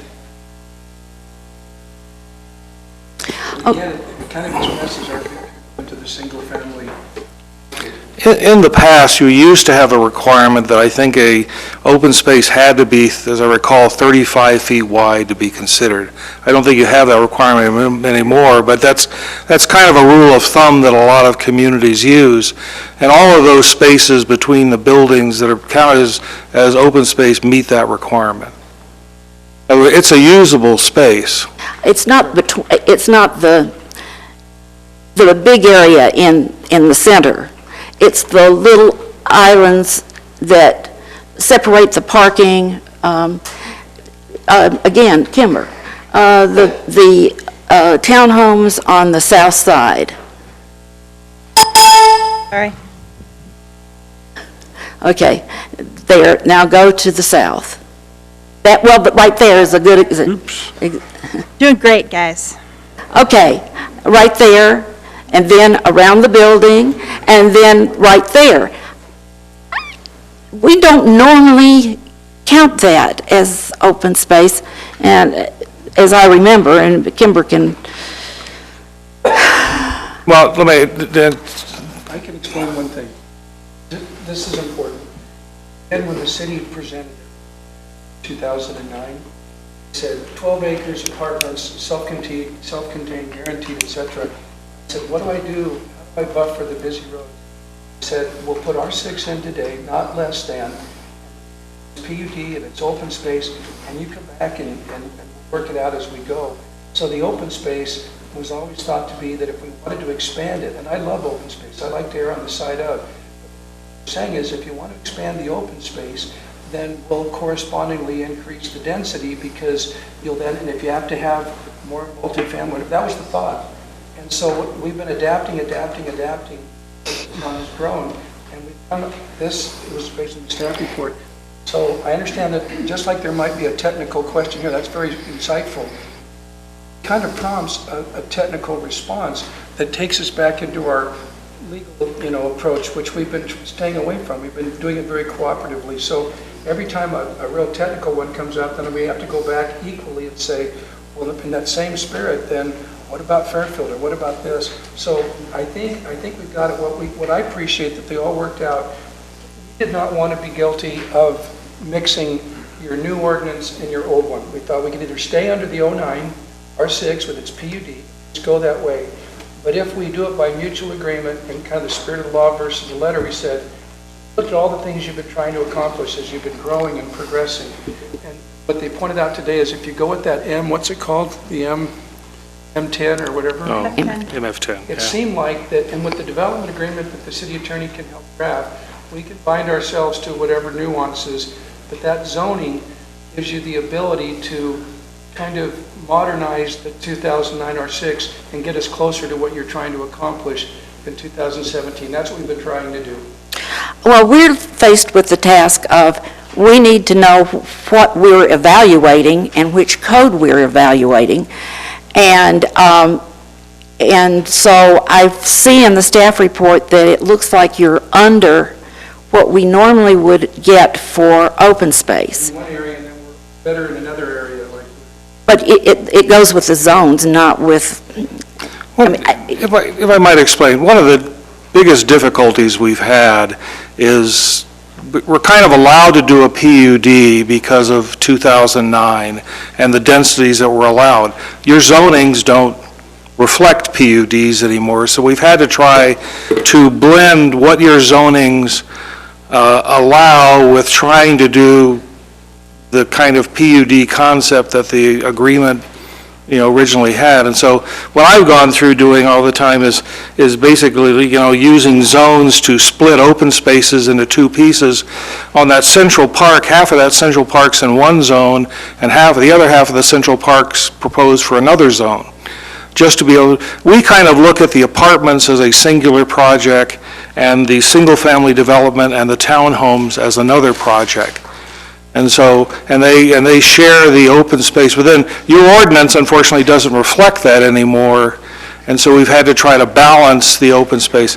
One thing LeVar said is, I think we felt that your new open space ordinance was a better ordinance because it dealt more with facilities than space.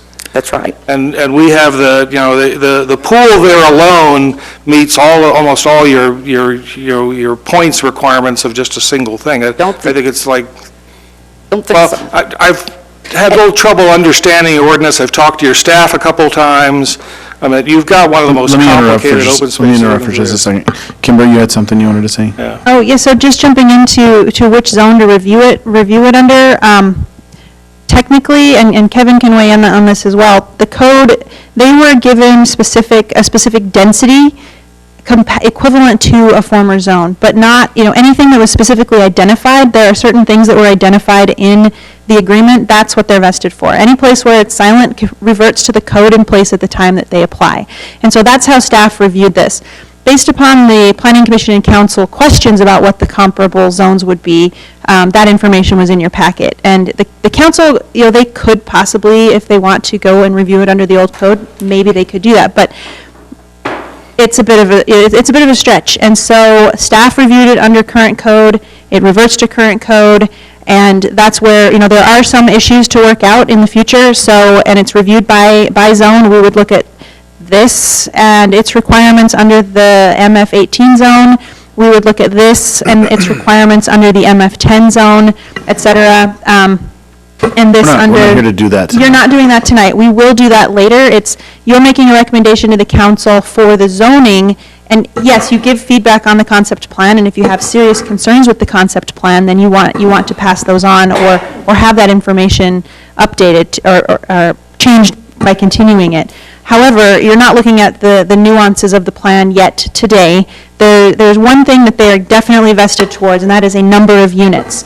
So where we have to, we look at the density and say, okay, well, the density's too high, but hey, they are allowed an X number of units. Let's look at the open space. Well, if we can't get to a livable community and, there might have to be a little bit of give and take on the open space, but that's pretty much it. Everything else is to the code as it is today, and that's what we're looking at. In order to get the density they're vested for, that's why they're asking for these zones.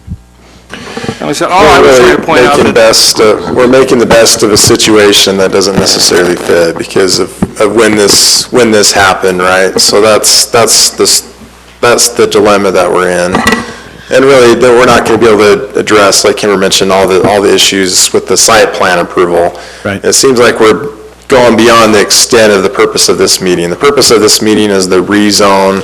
Are you comfortable with these zones in these areas, how they present, and we can work out all the finite details at a later point with the site plan approval. All right, Kevin? Commissioner Steele, let's focus on the things we're... Well, what having worked with plans before, I'm concerned about approving the zoning lines until we have some of these smaller things that seem really minute taken care of, because it may require adjusting that line. And that's what we're doing tonight, is adjusting some zoning lines. And so if we don't have the answers on open space and parking, that could all change, and we'd be back to square one. Yeah, we want to, but the applicant also has a right to move forward with the rezone, understanding that it may not work in the end. They may have to come back and revise the zoning boundaries. So I would just suggest that we make a decision on the rezone and come back later for the site plan approval. Kimber? Two things. First of all, can you please make sure that microphone stays on and that you're speaking into it? I've heard from some people watching online that they can't hear you. Thank you. And then secondly, you can recommend to the council that they condition the rezone on the subdivision plat. Agreed. Okay, I have one other question, and it's simply because I can't tell, and I've not seen the plan where I can really look at it. What are the 4 yellow blobs? These are so in the numbers, you'll notice that there were a large number of 6,000 square foot lots and 4 8,000 square foot lots. 1, 2, 3, 4. Thank you. Okay. Let me make sure. I think I've gotten everything. I think that's got all my concerns. All right. Briefly, any others?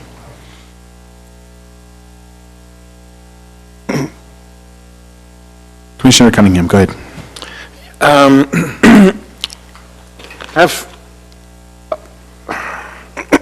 Neighborhood commercial kind of concerns me because of the traffic and the lack of the lack of flows that I think like Commissioner Still said, it kind of goes in and dead ends, so that's problematic for me. Overall, I like how we're trying to define densities in different areas. I do feel like I'm sitting at the children's table with the pegs and the circles, and we're trying to ram a square peg into a circle. But that's partly due to the agreement that the city has agreed to in the past. So I do like that we're trying to say that apartments need to be here, townhomes in the middle, and then the single-family homes to the outside.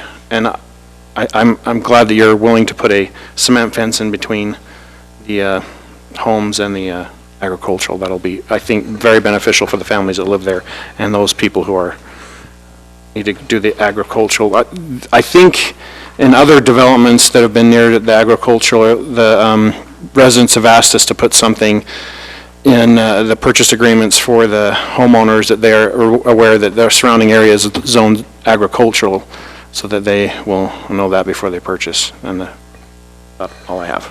Is that something that you would like to have as a condition? Yes, I would. We have seen that in other properties.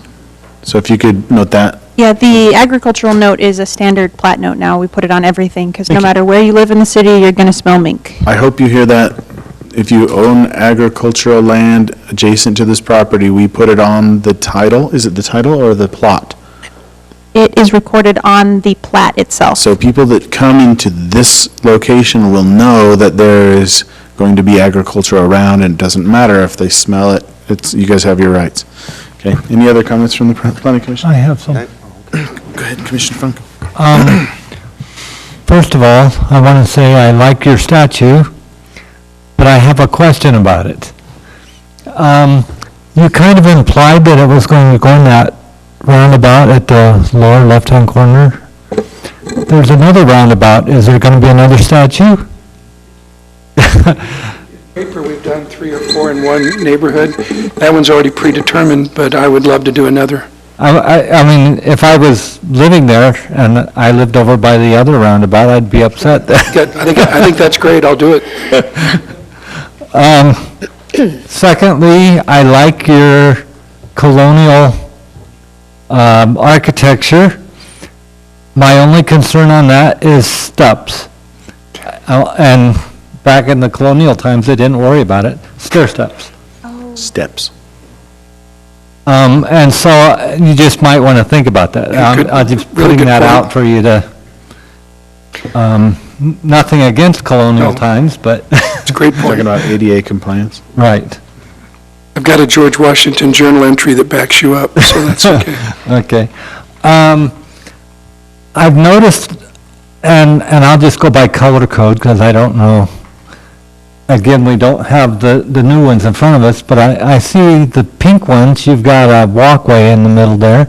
And Kimber, you might want to address what our walkway requirements are on long stretches of homes, because it looks to me like it might not be compliant with some of that. Yes, so in order to ensure connectivity between residents and transportation circulation, et cetera, blocks cannot exceed 1,000 feet, so you have to have a road intersection every 1,000 feet or less. And if it's less than 1,000 but over 800, you have to have a pedestrian walkway. So that's actually some feedback that's been given. This block exceeds that length. There might be some blocks down here. It's kind of hard to tell, but we've just given that feedback, and that will be something we look at.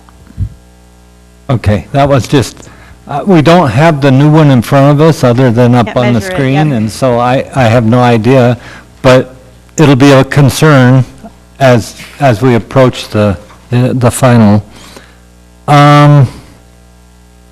I want to ask Kevin this question, just to get it on the record, because I know what the answer is, and as a lawyer, you're only supposed to ask questions you know the answers to. Or you know what the people will give an answer to. My question is, the agreement that we signed with him previously is written and is documented and is public record, is that correct? Absolutely, yeah. I just wanted that clarified. It is a little bit. There was some questions on that and on what your compensation was, and it's all written, it's all documented, and it's all public It is. record. It's part of a real estate purchase agreement. That's what it was called, but it was approved by the council, and it is a public record. Okay, I just wanted that Yep. on the record, just so that it would be there. And When I say approved by the council, approved in a public meeting, because they In a can't public act meeting. unless they have a public meeting. And I just wanted to clarify one other thing, and that was for the commercial section, which we've said is going to be NC. There was some question as to what would be built there, and once the zoning is approved, it's your property and it's zoned for that, and you have the right to put whatever applies to that zone on there. Subject to all code requirements, yes. Subject to all code requirements. So that's the answer. I mean, we don't know, and you at this point don't know what will be on there, but whatever it meets the codes, if it meets the codes, should be approved without any problem. And that's my only. Thank you. Commissioner Yes, Kilgore. The applicant answered several of my questions, so thank you for doing that. I was wondering, there's a little green triangle on the southeast. Yes. What is that, open space? What is that? That is indicated in the open space color here, but it cannot apply as open space to their project. It's actually owned partially by Saratoga Springs City and partially by, I believe, Central Utah Water. Then what will it be then? I mean, is it just a? It's actually, they have, I believe, a pump station. They have a utility in that location. So if I could pull up the aerial, which I can try here in a second, although this computer's a little slow, you can see the facilities on that. Okay, so there's already something there, and the city's already Yeah. taking care of it? Okay. And eventually, that's the reason that the city owns a portion of it. We own this piece here, and then also across, is that eventually, the plan was for Foothill Boulevard to be widened and come down through this location, and so that ownership across here, that particular utility would be relocated. Okay, thank you. I was wondering, at least on the same graphic that we have in our packets, it looked like access, the Foothill Boulevard access for the multifamily 18 zone, the MF 18 zone, was removed compared to the previous, the 2015? So there was an access right, in the old one on Foothill Boulevard, and then it's gone in the one that we have, the newest one that we have in the packet. This is the one today, so you're talking about this access here? This is on today's concept. Oh, so it got put back in? Okay, yeah, you're correct. It was in, it was taken out, it was put back in. Okay. Yeah, so there you go. Yeah, great. I have a question on the agreement on page...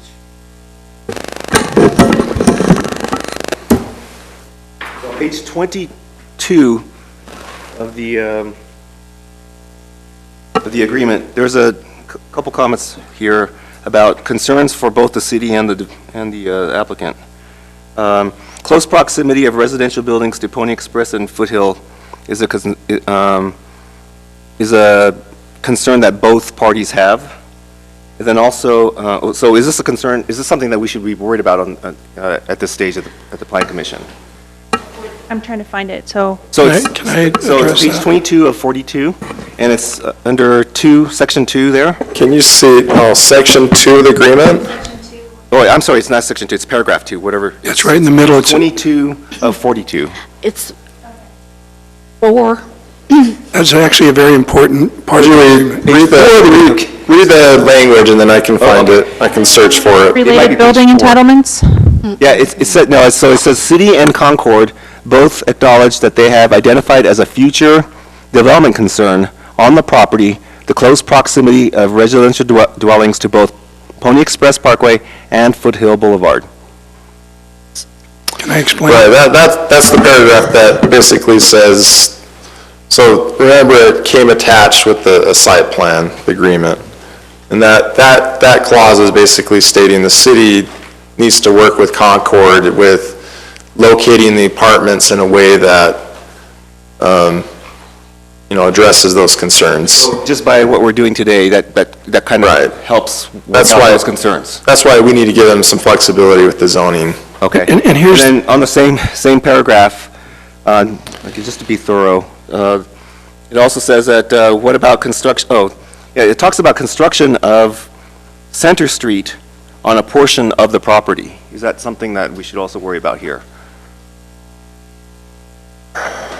Yeah, Very next paragraph.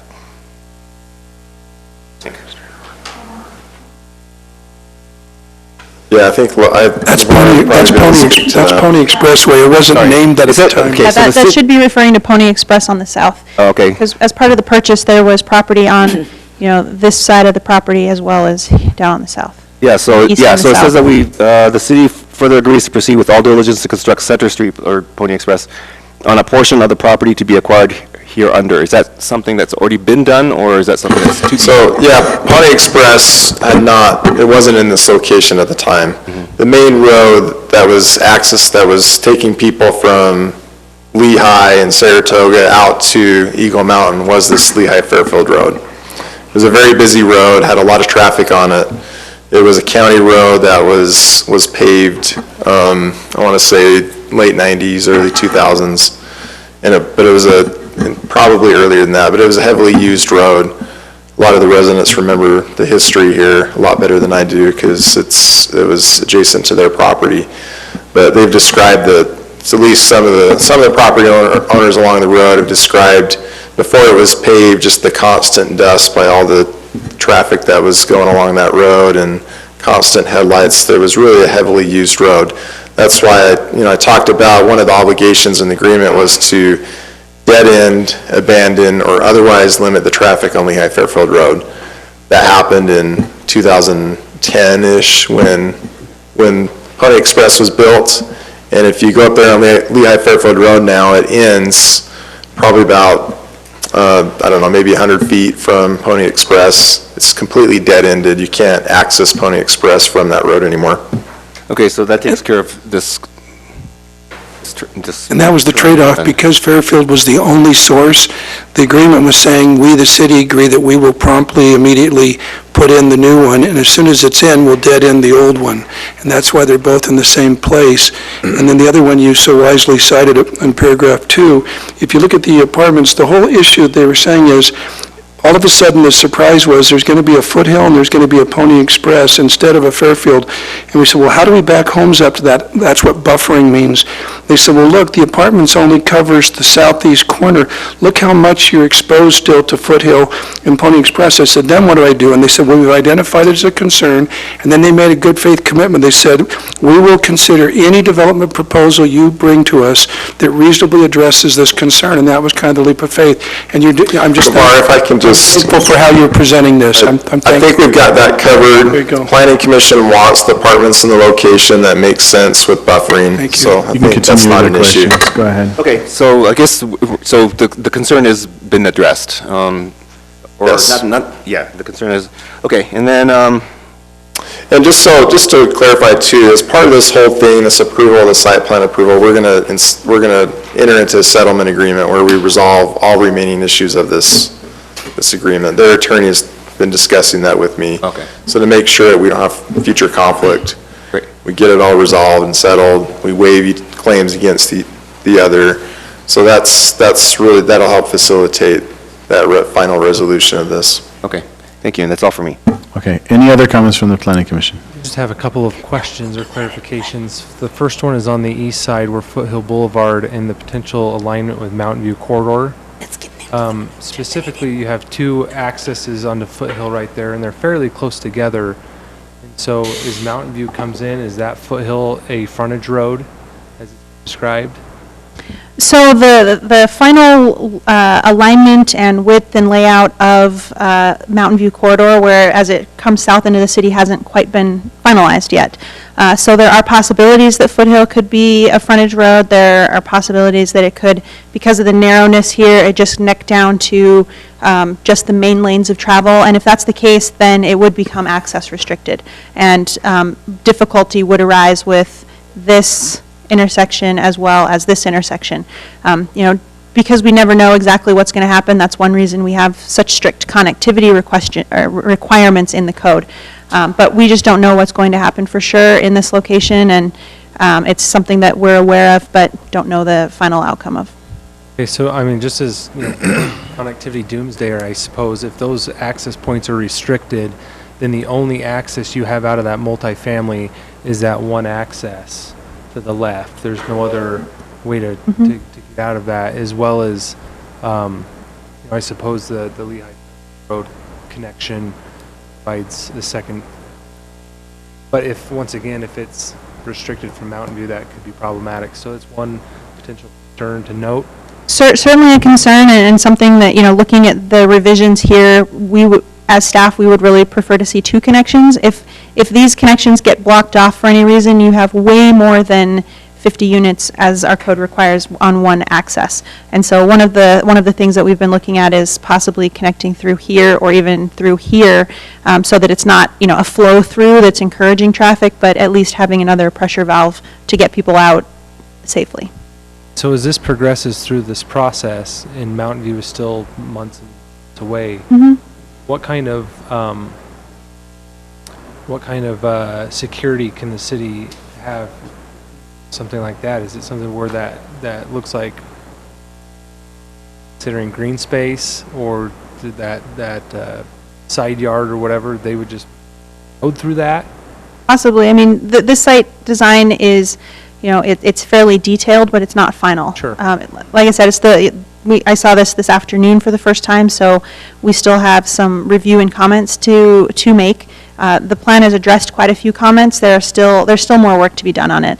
And those are things that we can work through. It's certainly something you could recommend as a condition of the rezone as well, that additional connectivity be provided. Sure, I would probably, from my perspective, recommend that, even if is the potential for the city to mandate that if those access points on Foothill were restricted in the future, that the developer would have. The second is more of a clarification. Reviewing the city council minutes on March 21st, there seemed to be an overwhelming sentiment that the only vested zoning that the applicant had was the R6 zoning. So obviously we're talking about the multifamily, and is that Right. purely to get to the housing allotment that they were promised? Yes. Okay. Commissioner Williamson. One thing I like about going last is pretty much everything's been discussed at this point, but I do have one question for Kevin.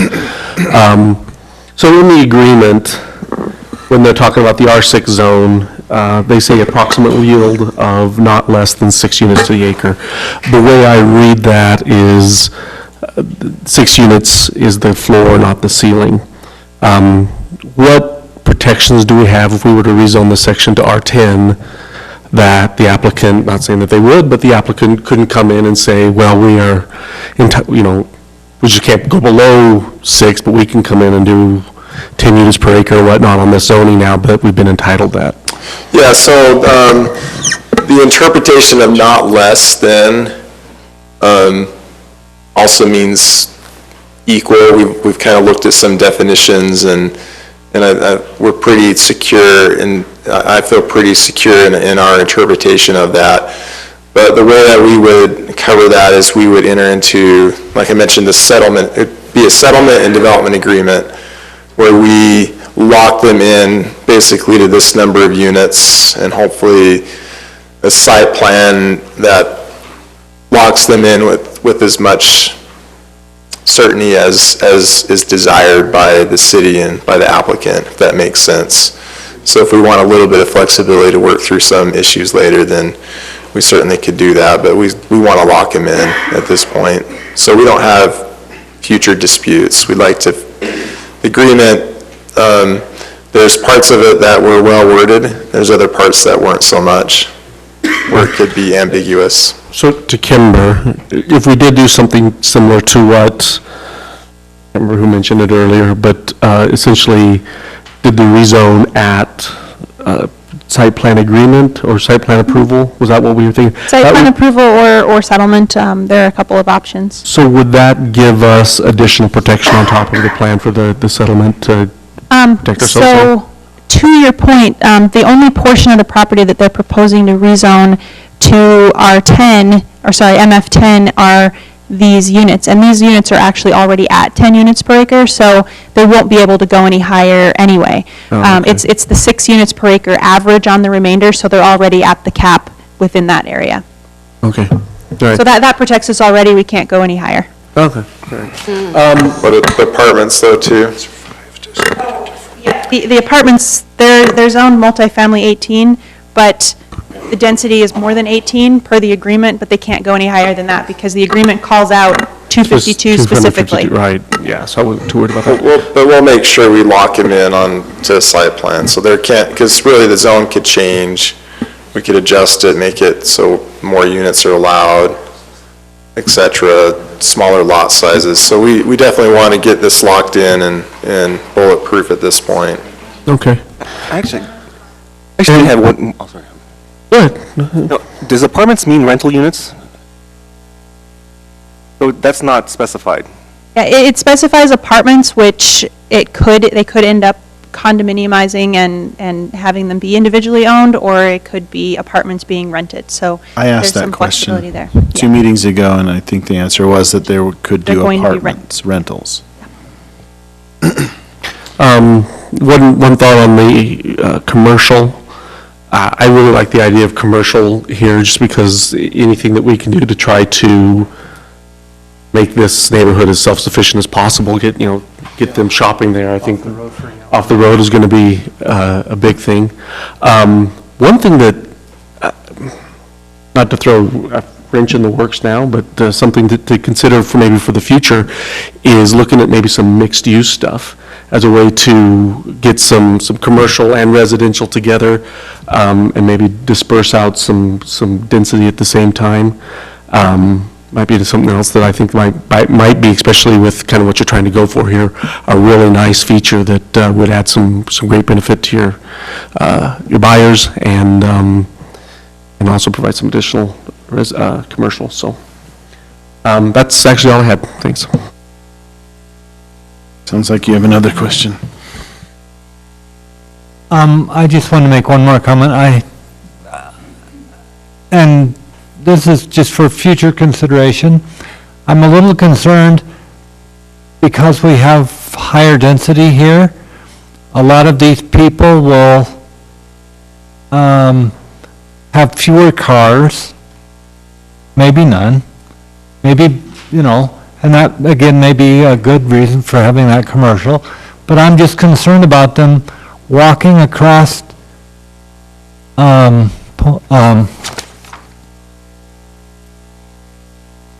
Foothill, thank you, Foothill over to the elementary school over there. And so you might want to consider that. Okay, let's review the potential conditions. We had 2 people for and 1 against commercial.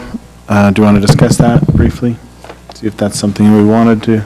I don't know that I voiced an opinion. I actually think it's a good idea just to echo, if you're getting a gallon of milk or something and there's some sort of convenience store in there, it takes cars off the road, and if you're in an apartment and not have transportation, it could be a great service for that and help sustain that community for a loaf of bread or something instead of road and clogging roads. 2 for, 2 against. I'm okay with it as long as all the conditions are met, like parking, road access, being a fire truck being able to turn around in there if they can't get out, all that. Separate, maybe a wall separating the residential from the commercial. Is that in our code currently, Kimber? Yes, there is. So there would need to be Requirements. separation if that's. Yeah, there's a code requirement already in place that there be screening of a wall of landscaping or opaque fence. Opaque, yeah. A couple of options that are in the code. Commissioner Funk, for or against? I already said I. Okay, so I think we have. My only concern is that it may be a little bit premature to zone that because we don't know what the Mountain View corridor alignment's going to be in this area. Okay, good point. That's just a concern. Can address that in the motion. Second one is connectivity. Yes, so I am about to type, additional connectivity shall be required from between the multifamily development and the remainder of the development. Okay. Third was a wall on the west of the property adjacent to agricultural lands. That's something. That's already a code requirement. Okay. But if you want to specify wall, we can put that in there. All right. Does it specify, a vinyl fence would count as a wall there, or what does code require? The code requires, I believe it's opaque fencing between agricultural and residential uses. So it can be a wall, it can be fencing. And the applicant's okay with us, if we were to put a condition in here saying it's, what did you say? That's Explore the options, but we are on the high side. I would like to have the flexibility to see which ones. There's different nuances of those walls. There's about 2 or 3 different companies. Would there be an amendment that you would be comfortable with that would give you the flexibility you need while at the same time providing some confidence to the public that there's going to be a wall and they're not going to find it to be a...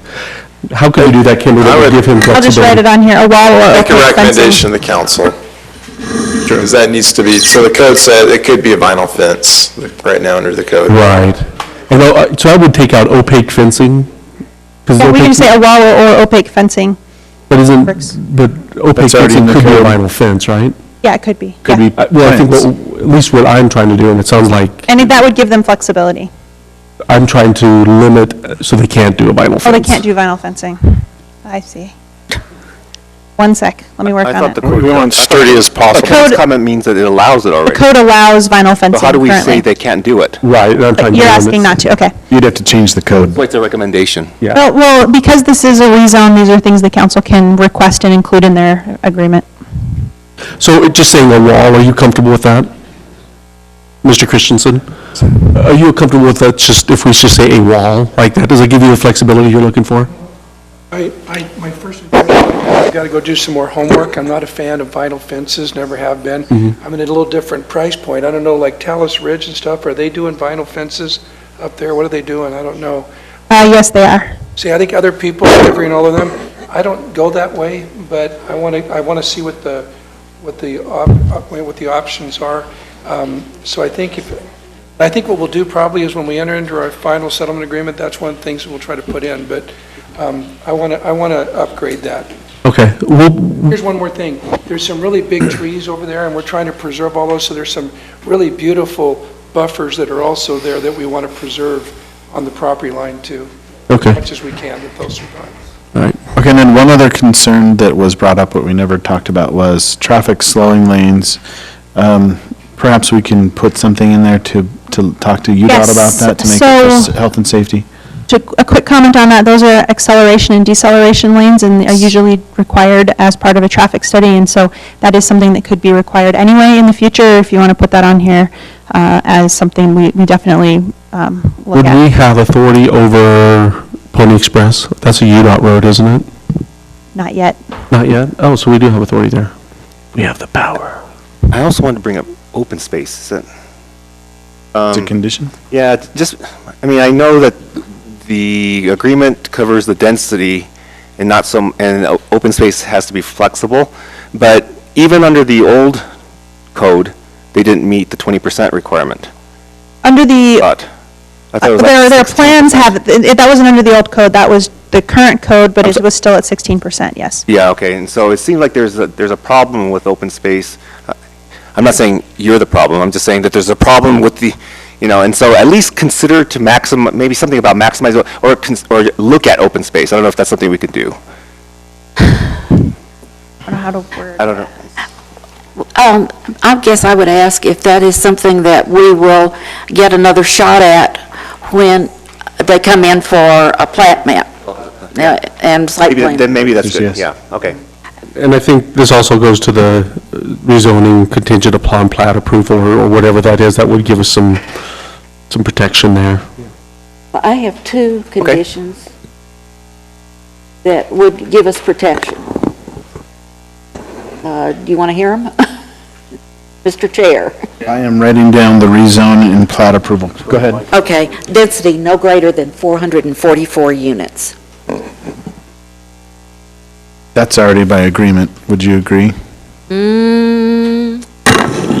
Yes, that's going to be part, like I mentioned, part of the settlement agreement that we enter into with the But party. this should be a part of that. We're going to specify the number of units, we're going to tie it to a site, we're going to work all this stuff out. But that will be after the rezone. After we approve the rezone is when we... Well, we have to talk about that, but I think, we'll definitely address that. We'll note your concern to make sure the density of the units stay at But our that recommendation amount. could include that. Absolutely. So, okay. And the other thing is, the site plan shall conform substantially to the concept plan as shown in regards to MF10 and R3-6 and MF18. And that leaves some leeway on the commercial. If that is not part of the motion, then you can ask that as a question on the motion, just to remind whoever's presenting the motion. Okay. Okay, because we have a lot. Really quick, Did you get them all, I Kimber? think we have that already, because we're modifying condition 2, that the rezones are recommended as shown in, sorry, I have the wrong words, but as shown on the rezone plan in the staff presentation. So that would be the new one from today, right? Okay. Okay, so do that you one's have all of these? Let me just go down one more time. You have the recommendation for no more than 444 units, is that what it was? Yes. Do you have that, Kimber? Yes. Do you have the rezone on the plat, based upon plat approval? So Kevin, do we want to have the rezone with plat approval or with a settlement agreement? I'm just making sure. I'm good with that. You mean the timing of the rezone? Yeah, the rezone conditional upon the site plan. Yeah. And Yeah. and preliminary plat. Okay. On site plan or preliminary plat or upon agreement? Okay, site plan and/or preliminary plat, whichever. We'll figure it out. Yeah. Just, it needs to be conditioned on site plan approval, which is going to be part of the settlement agreement. Okay, you have the open space? Should happen all at the same time. Right. Do you have the open space? I didn't have one written on here. What was the one you proposed? I thought we decided we didn't need it. Oh, Yeah. yeah. It's superfluous. Traffic slowing, or what would you call them again? Oh, the acceleration and deceleration. Acceleration and deceleration lanes. There's a message to UDOT.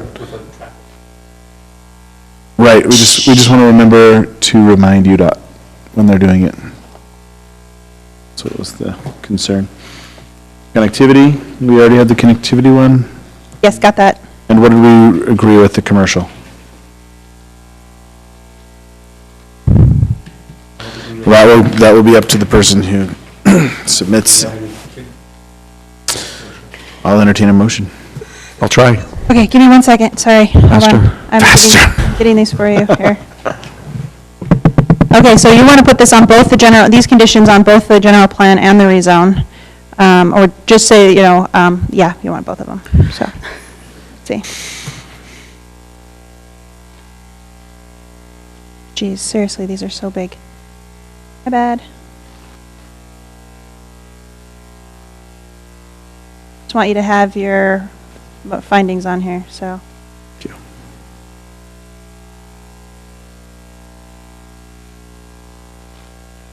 Okay, that's really small, I'm sorry. We'll make do. Okay. We'll make it bigger. There you go. I move to forward a positive recommendation to the City Council for the general plan amendments to relocate the high-density and medium-density residential land use designations and add neighborhood commercial with the findings and conditions in the staff report dated April 20th, 2017, with the added conditions that additional connectivity shall be required between the multifamily and the remainder of the development. A wall or non-vinyl opaque fencing shall be required between the residential and agricultural developments. No more than 444 units shall be approved. The rezone shall not be finalized until the site plan and preliminary plat approval, and that acceleration and deceleration lanes shall be researched in the traffic study and constructed prior. And if required, constructed prior to building permits. What Kimber Prior to said. building permit. And that Yeah, prior. the final plan be consistent with the rezone plan in the staff presentation. Yes, that would be modifying finding number, or condition number 2, yes. Modifying condition 2 to read consistent with the rezone plan in the staff presentation. We have a motion. Second. We have a second. Do we have a question on the motion?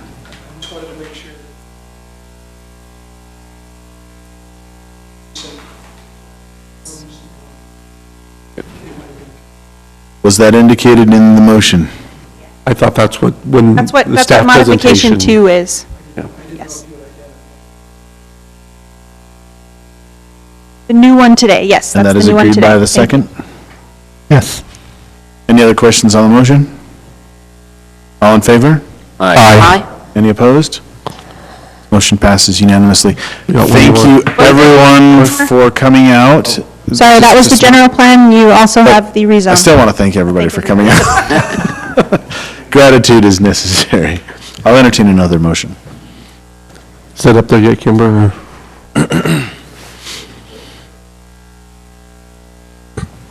It's actually, we said it out loud, it's, and if needed. Prior to building. Come on.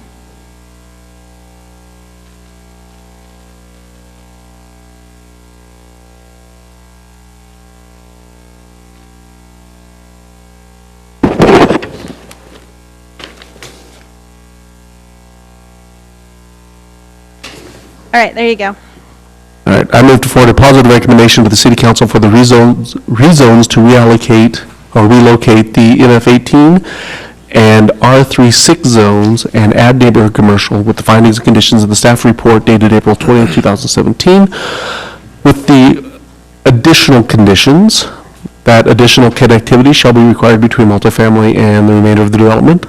A wall or non-vinyl opaque fencing shall be required between the residential and agricultural developments. No more than 444 units shall be allowed. The rezone shall not be finalized until the site plan and preliminary plat approval. Acceleration and deceleration lanes shall be researched in a traffic study and, if needed, constructed prior to building permits. And as an alternate to condition 2, the rezones are recommended as shown on the rezone plan in the staff presentation from April 27th. We have a motion. Do we have a second? We have a second. Any questions on the motion? I think does the motion as it's proposed include the MF10? It doesn't in the... Oh. It doesn't say that. I apologize, it doesn't. It did in the previous summary, but yeah, that's MF18, R36, and MF10, yes. Commissioner Williamson, do you I agree to that. I agree also. Any other questions on the motion?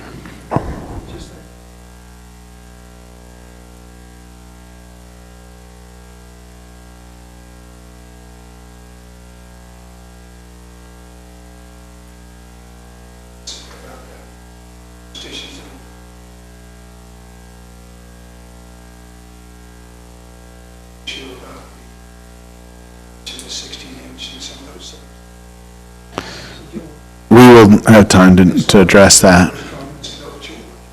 Okay. All in favor? Aye. Any opposed? Motion passes unanimously. Thank you for everybody's patience. I'm very impressed to see the turnout from the public. Thank you for all of your comments, and thank you for your time as well. All right. Question, is the next item going to take a long time, or do we need to take a small break? I'd like to take a small break. Let's take a 5-minute break. Did you want to stop the video?